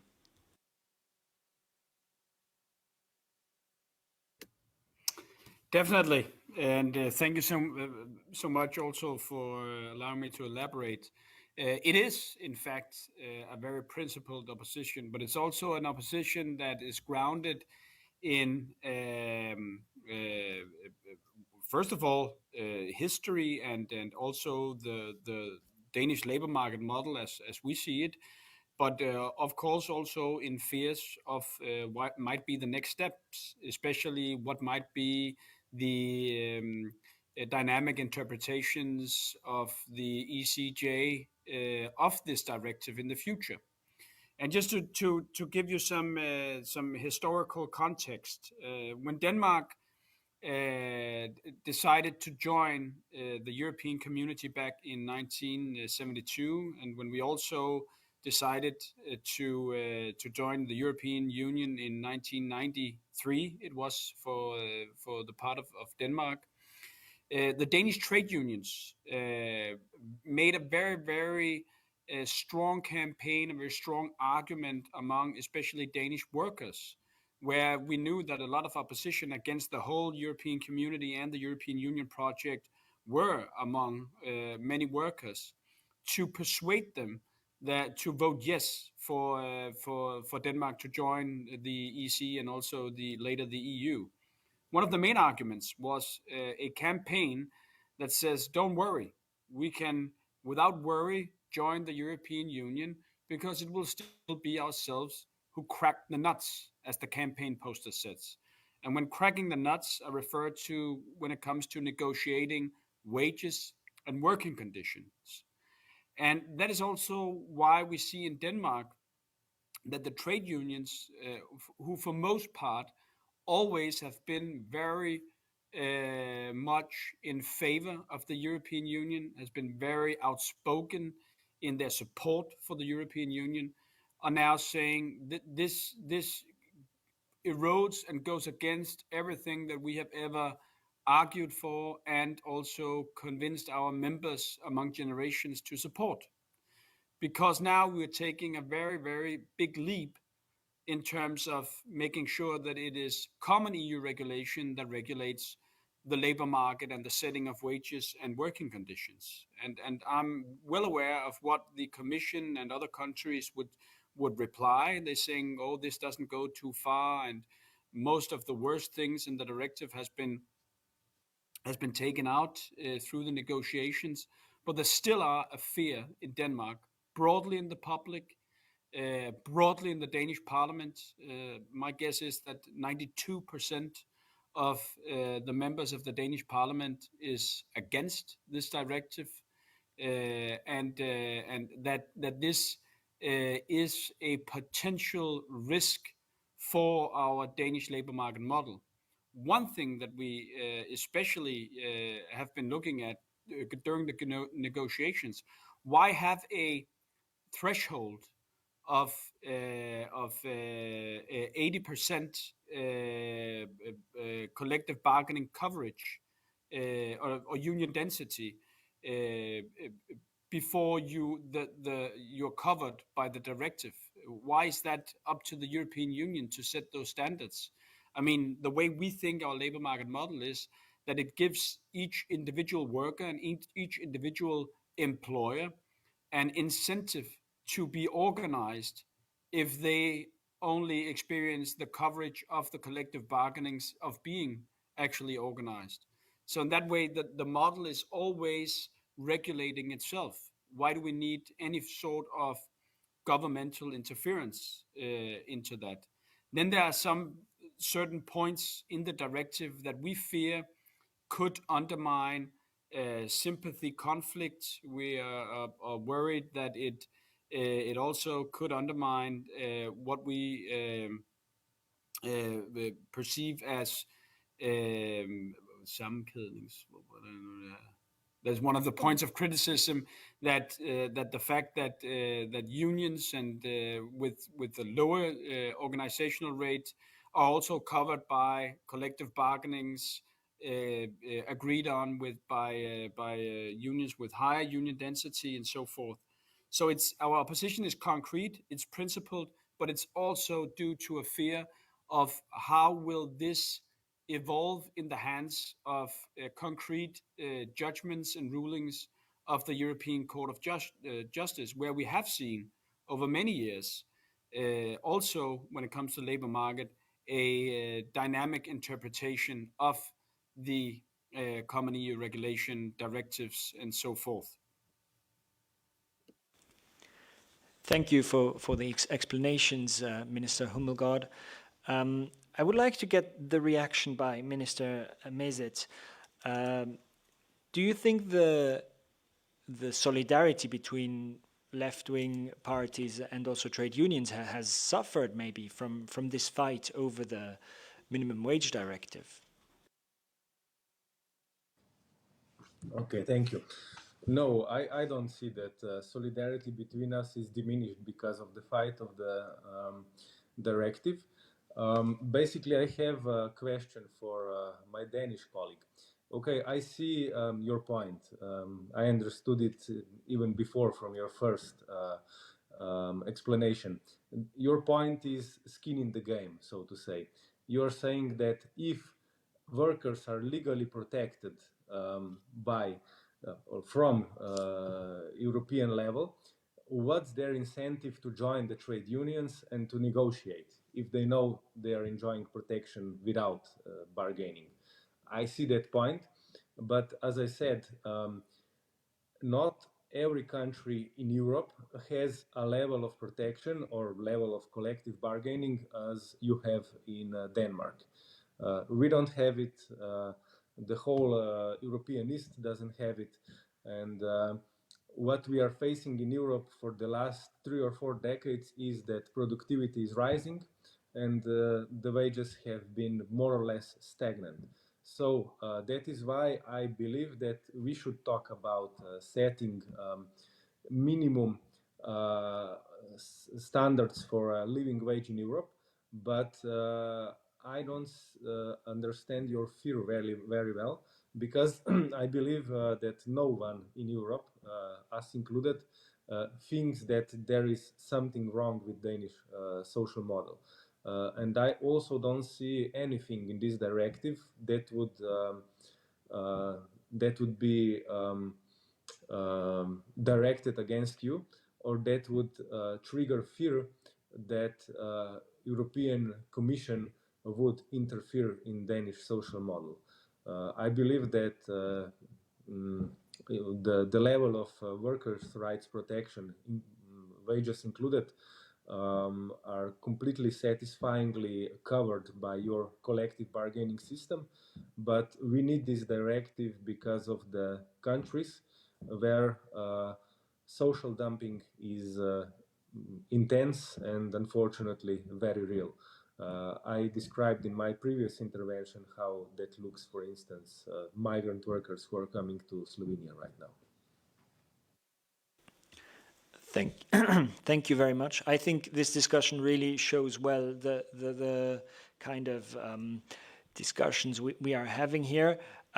Minister Hummelgaard, I will give you the floor right after this, but I would like to take up one more question from the group here because we don't have that much time, and we'll then give you the floor afterwards so that you can respond to Minister Mezet. Ms. Barbucci, Giulia Barbucci. Thank you very much for giving me the floor, and I will continue to talk into Italian.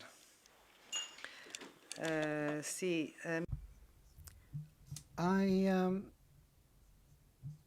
would like to join this debate. I've heard that two very interesting ministers, and I have a direct question for the Danish minister. I come from Italy, one of the few countries that has no minimum wage. And we've had a lively debate in my country over whether we should or should not have a minimum wage, should we have a directive or not. But what I'm wondering is, we are now faced with a directive which speaks of a minimum wage, but as we all know, since it's a directive, there's no obligation for countries to introduce one, because there is a clause of no return. So my country, Italy, is not obligated to put this into law. Having said that, as Mr. Hummelgaard was saying, there is a common goal in this directive where we can agree or disagree on a minimum wage, but I think that we are all in agreement here in saying that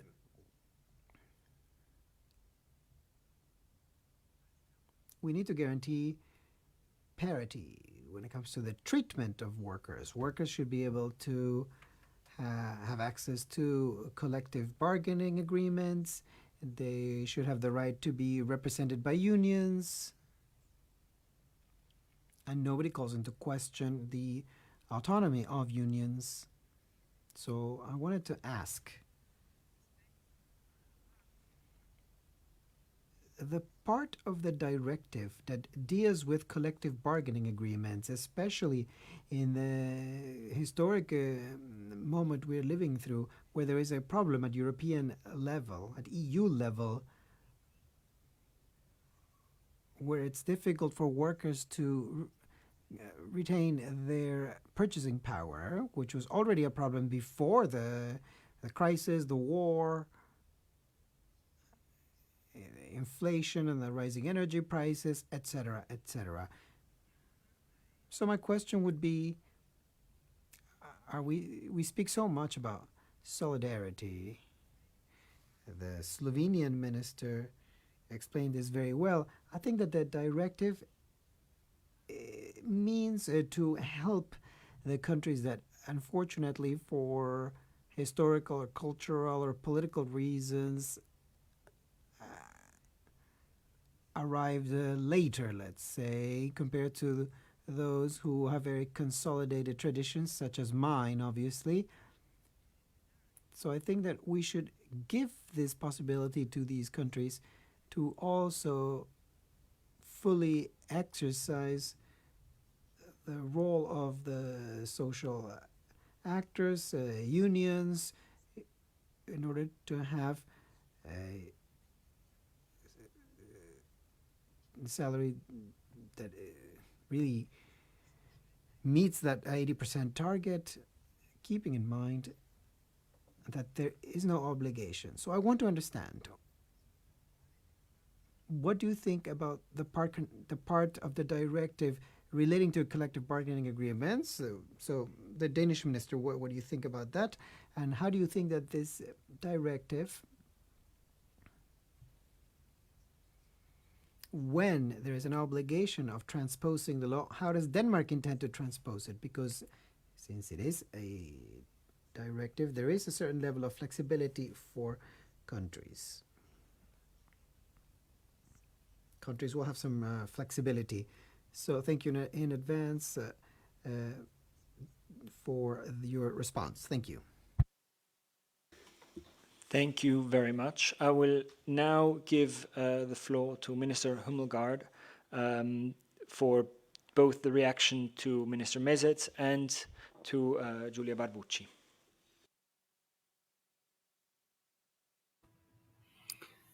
Thank you, Mrs. Barbucci, and also Minister Message. I think it's my response will be overall to both of you, and I would like to stress something that is very, very important for me to say. I'm a social democratic Minister of Employment, and we feel a very, very outspoken and very high degree of solidarity with workers all over Europe. We believe that all European workers should be able to have not only a living wage, but we actually also believe that they should be able to earn their fair share of the productivity and growth gains that we all create collectively. And that saying is, we mainly believe that the collective bargains are able to do that in every workplace, in each sector, in each industry, that workers are able to see the spreadsheets of companies, of the sectors, and on that background, looking towards the future, whatever productivity gains that has been made, to demand their fair share in collective bargainings without any governmental interference. And what you can say, and that is to Minister Message, our principal fear is that a statutory minimum wage, that is also why we do not have such in the Danish legislation, we fear that will be a wage ceiling rather than a wage floor. We can see other countries that have introduced statutory minimum wages where minimum wages and wages in general barely has moved for decades. So that is why, on a more principled level, that we don't have a statutory minimum wage for anybody in Denmark, but we do have a system where you are able to, in a quite easy way, to organize as an employer and as an employee, and bargain your way for better wages and better working conditions. And if you're not able to agree on such, then each party in the bargain, they have different measures of conflict tools. And when I say that, it is also really to stress that our opposition against this directive is not an opposition against that the Italian worker has a minimum wage. It's not an opposition against a Slovenian worker having a minimum wage that they can have a decent living from. But it's a opposition against a measure of thought where one size fits all for all European countries. I believe each individual country, if they want to have a statutory minimum wage, they can have that, such as today.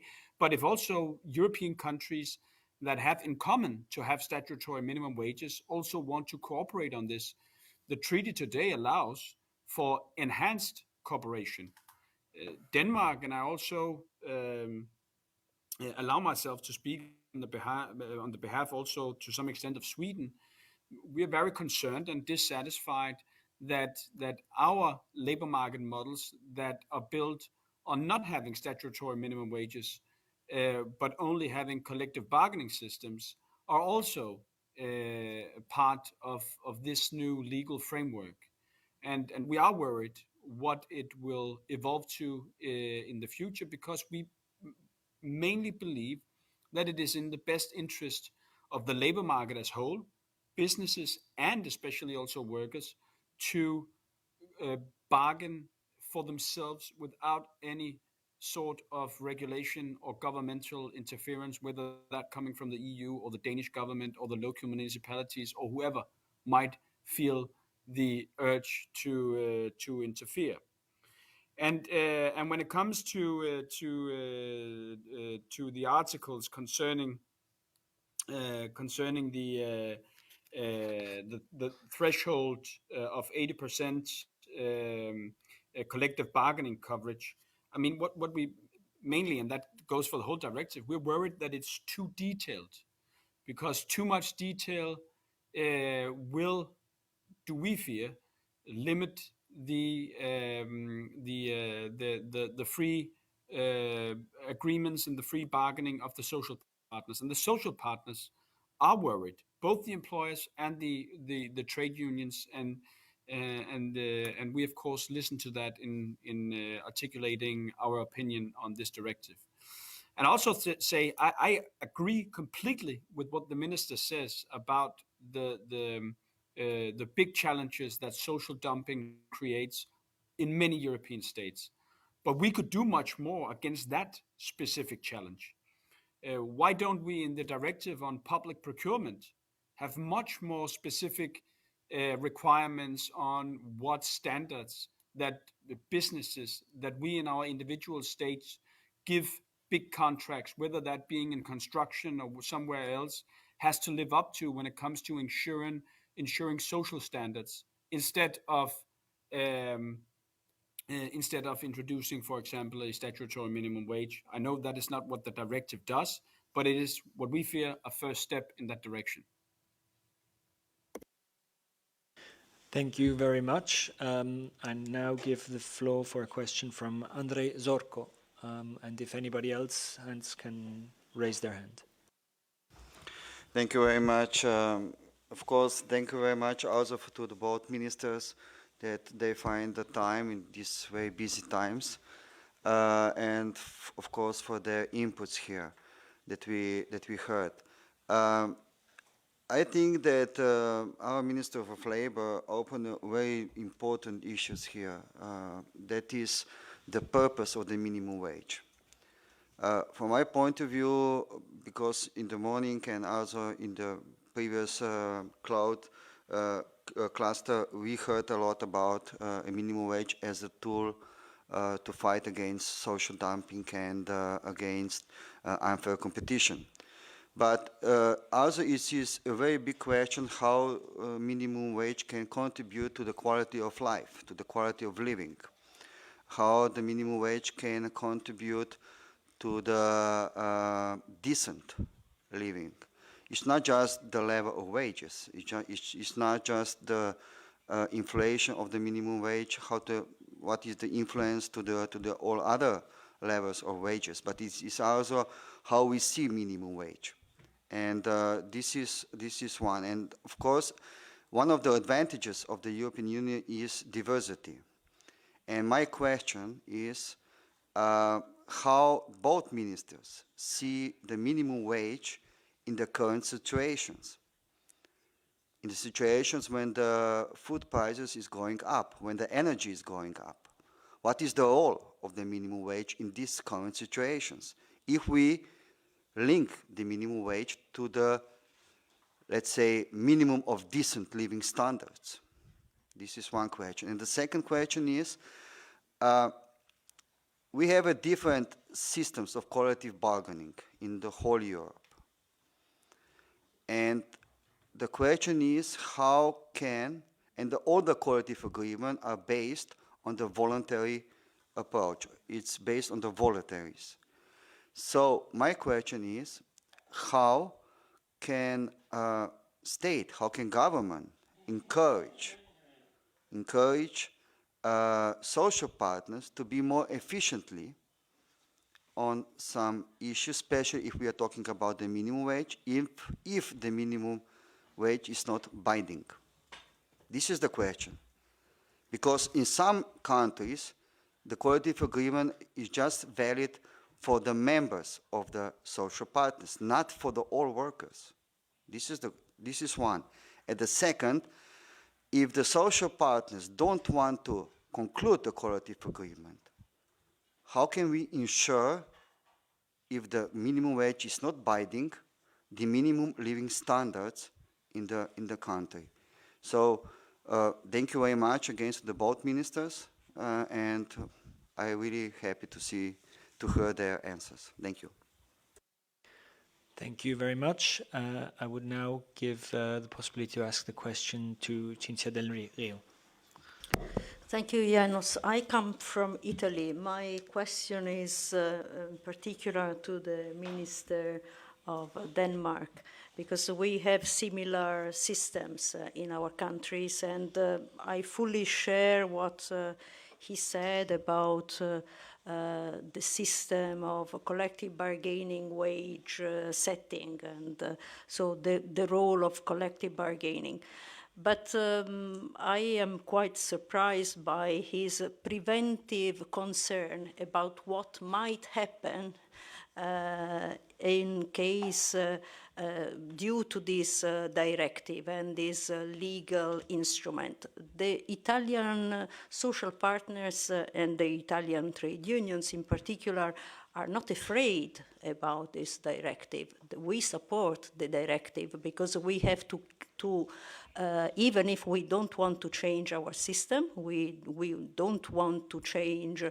We don't want to introduce any statutory minimum wage for sure, but we need the directive in order to cope with the wage dumping coming from other countries. So I wanted to underline this because the preventive concern is very dangerous as a mindset, because what will happen in the collective bargaining systems is in the hand of social partners. And if social partners are strong, as we are in Italy, we are not afraid of the directive, because the directive will help other countries, will not change our system. So my question is on the representativeness of social partners. If you have criteria in order to measure the representativeness of social partners, because if we do not have representative social partners are not strong. They are representative only in small areas or in very sector or in one sector. So I would like to know if you have criteria at national level, either set by law or how it works in your country. Thank you very much. Thank you. And now a question from Jakub Pociwawczyk. Thank you very much, and thank you to both ministers for their introduction and interesting debate. Regardless of the two dissentive views on the directive, as I understand it, the aim of enhancing the collective bargaining is common to both.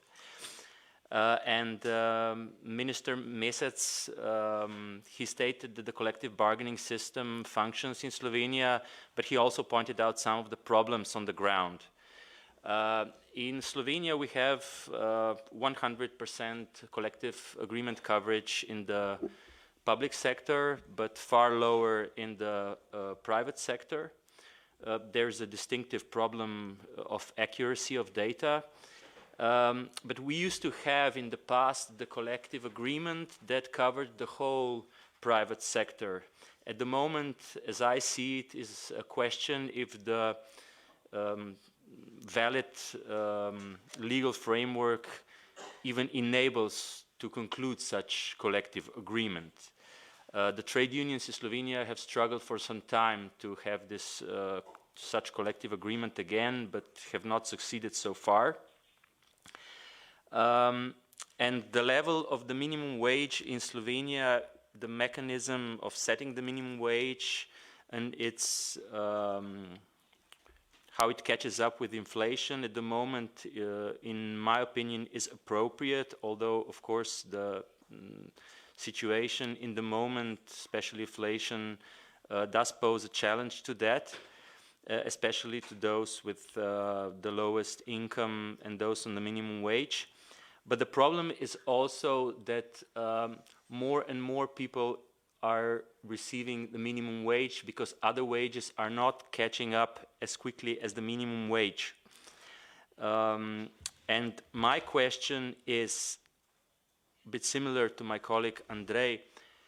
What do you see could be done to enhance collective bargaining, especially in the private sector, to really help also the social partners to not only implement the minimum wage in the collective agreement, but also to catch up with other wages, which is a problem at the moment as I see it, and might be in other countries as well who have minimum wage now lower than the threshold that is set in the directive. Thank you. And finally, I would like to give a question to Dr. Andersen. Yes, thank you so much.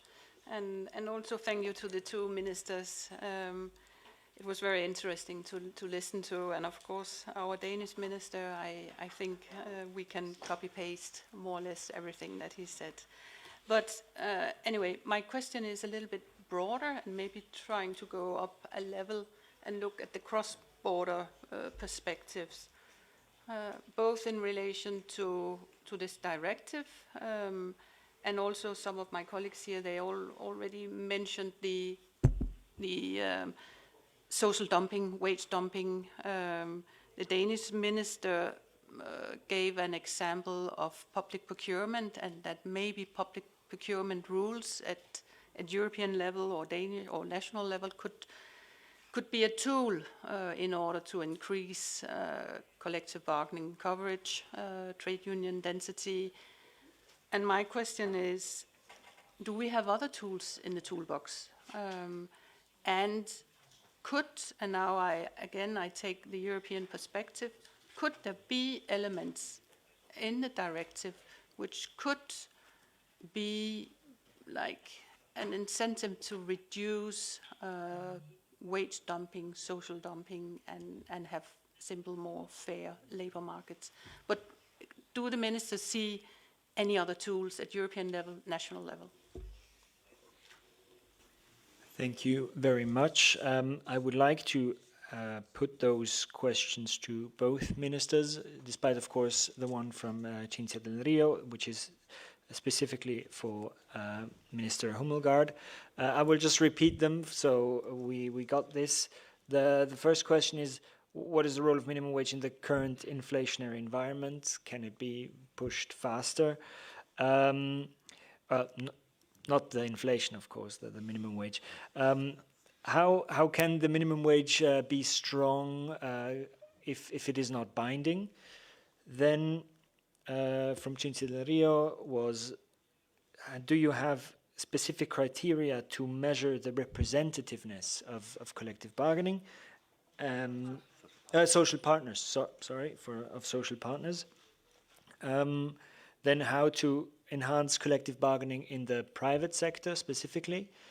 And then finally, whether there are other toolbox to enhance collective bargaining.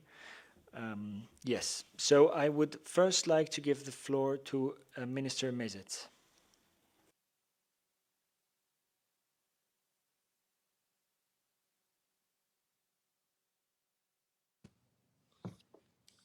Okay, thank you very much. I will try to be brief in answering the 4 questions. Now, I see the role of minimum wage in the ages of inflation as a social protective system to prevent poverty among employees. So in Slovenia, we will raise minimum wage according to the new calculation of minimum living costs, and that will be done on the 1st of January the next year. So everyone who is suffering from rising living costs right now in the lower echelons of wages will be rewarded by higher wage starting with the 1st January next year. So that is the most efficient and transparent protective mechanism to do that. Then how can the minimum wage be strong if it's not obligatory? Well, I will polemize here a little bit with my Danish colleague. I see the reasoning behind such a weak initiative from the European Commission as a compromise between, say, countries like Slovenia who advocate mandatory or statutory minimum wage and countries like Denmark who oppose it. Now, I would say that we have to agree that we have several systems in Europe. Now, one system is your system, where you set minimum wages and everything else by collective bargaining. The second system is the system as the one we have in Slovenia, where we set the minimum wage by law and all the other wages by collective bargaining. However, there are countries where there is no obligatory minimum wage, neither efficient collective bargaining systems. And the initiative by the European Commission is targeted to those countries, not to Denmark. Therefore, I see your fears as empty, because, as I said, nobody is targeting Denmark. Nobody thinks that Denmark is causing social dumping in Europe. And there is no reason to be afraid that such a weak initiative from the European Commission would be translated into some kind of obligatory minimum wage on the European level. You will have the chance to say no when we start negotiating about the directive that would say so. But as I see, the initiative started that way, but it was watered down to what we have right now. That is a mechanism that allows European Commission to intervene in some countries that cause problems because of social dumping. And I would say that it is otherwise, not that the initiative from the European Commission is the one who is putting threat on Danish collective bargaining system. It is social dumping that is putting threat on Danish social model, as it does on Slovenian social model, because that causes unfair competition in the internal market of the European Union, and that is why we have to agree at least on some minimum standards in those countries that do not achieve them, or that are trying to bypass national regulations and are causing a lot of problems to everyone else. Then specific criteria about collective, not collective bargaining, social partners. Yeah, we have very specific criteria. How many members must a trade union have? How many members must a employer organization have, and so on. However, we have in Slovenia a problem with fragmentation of both sides, the employer side and the trade union side. So I launched the initiative to renew the criteria and to stimulate by new regulation both sides to regroup, to stop fragmenting and regroup themselves, because that is the way how to achieve a more efficient collective bargaining system. And that is also the part of the answer to the question my colleague Jakub Pociwałczyk asked, how to enhance collective bargaining in private sector. I believe that it would be more efficient if we, I'm talking explicitly for the case of Slovenia, if we renew the criteria for representatives of representativeness of the both sides, because social dialogue would be more efficient, and also closing of collective agreements would be more likely, therefore. However, one of the initiatives that in Slovenia can be pushed from our side, from the side of the state, is the renewal of collective agreements, so that they would have to accord to the minimum wage as the base wage, as the floor wage. It should be the lowest level in all the collective agreements. And if we agree to launch that initiative, all the collective agreements across the country would have to be rewritten, and that would, of course, start collective bargainings in all sectors of the economy. And well, there was one more question, but I believe that I answered to all. Thank you again, and I wish you a good conference, and I hope that we'll see each other soon live, not via Zoom. Bye-bye. Thank you, Minister Mesec. He had a sharp deadline at 5 because he has to catch a plane. But I would like to give Minister Hummelgaard the chance also to respond to the questions.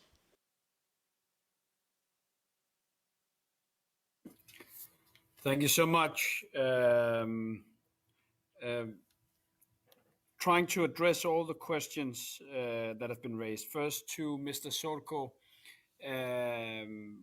I think, and that is, also mainly due to the model that we have in Denmark, and we have very good experiences with that, is that the best measure to adapt to inflationary times as these is actually collective bargaining, and even more so a collective bargaining coverage that is high, that also allows the social partners to enter into tripartite agreements with the government. I think the best possible measure to make sure that wages are living also during inflationary times is that workers are able to bargain themselves to the fair wages that the times and the productivity allows in a certain moment. We have no good experiences in that being set by governmental or political decisions. On the contrary, we have even seen in times of history, for example, in 1987, we had a very, very big and breakthrough tripartite agreement, if you might say so, which was also during inflationary times, where the government, the employers' unions, and the trade unions came together and actually made an agreement on how to make sure, on one hand, that the short-term wages wasn't going through the roof, but on the other hand, making sure that employers still compensated the workers accordingly to the production that was being made, and that paved way for very, very high collective bargained pension schemes, private pension schemes in the collective bargainings, which are currently now and increasing in the future, making sure that ordinary workers, or even unskilled workers, are having very, very high and strong pension schemes for their retirement age. and that is I think an example for how the collective bargaining system actually adapts to and are flexible in changing times, whenever times are good or times are bad, or even more so when they are very confusing in terms of currently in Denmark, we have record high employment rates. At the same time, we have, as all other countries in Europe and even in the world, we have very high inflationary numbers and high prices. And at a time like this, we really need strong social partners. We really need a strong collective bargaining system.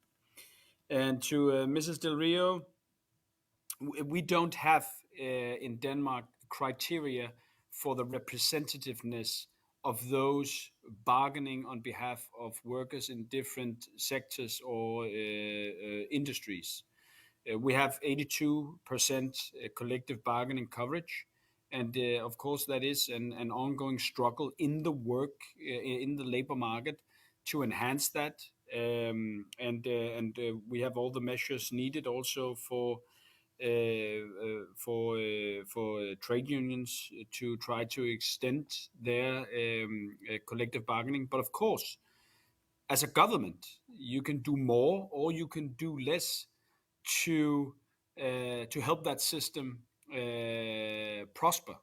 What we have done in this government period is where we have increased the tax incentives for workers to be organized in trade unions.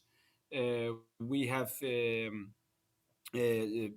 made the unemployment insurance stronger, and that is because there often is a correlation between the workers insuring themselves in unemployment insurances and also at the same time becoming a member of the trade unions. We have enhanced our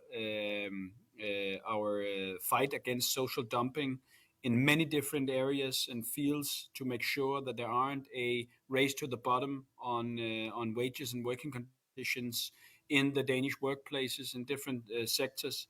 So, as a government, there are, of course, a role to play. You can do more, you can do less to make this system prosper and make this system strong.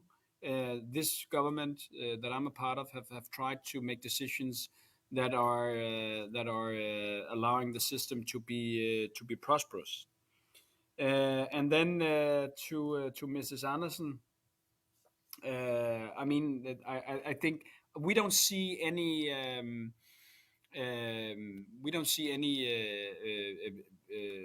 room in the directive for enhancing the fight against social dumping. I think that is something that has to be done in other places. And also, just to get back to Mrs. Del Rio and others who have taken the word, I think the reason, and also Minister Meček, the reason why the directive isn't stronger is because the treaty sets very, very sharp limits, and thankfully, seen from a Danish perspective. That's also why we completely disagree on the need even for having a directive, which is, I think, something it is legally very, very creative to say that we now have a framework for minimum wages, and we even wanted the directive to be clear that this directive does not give individual rights for a minimum wage. And we don't understand why that couldn't be clear. If that would have been stated in the directive, we would have been able to sleep more secure. But nevertheless, the directive is going to be passed. A quite big majority has decided that Denmark is going to vote no. But we are very, very solidaric with workers across Europe that they should have not only living wages but their fair share.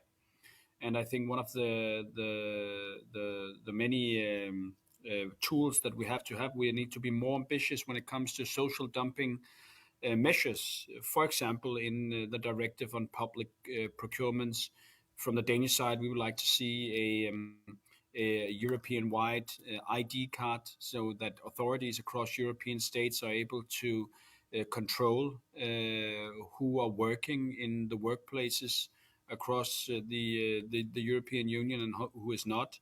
We would like to see a blacklist, for example, in the EU Public Procurement Directive, for companies that are violating the basic working conditions and not paying workers the wage that they have agreed upon, so that they can be blacklisted for not being able to compete for public procurement and big contracts. I think there are many measures to be taken when it comes to battling social dumping. We don't think that this framework directive we don't think that the EU directive is doing anything in that term, and we from a Danish side, with our labor model, fear that it could be more harmful than productive. And also for my part, I also have to run to another meeting.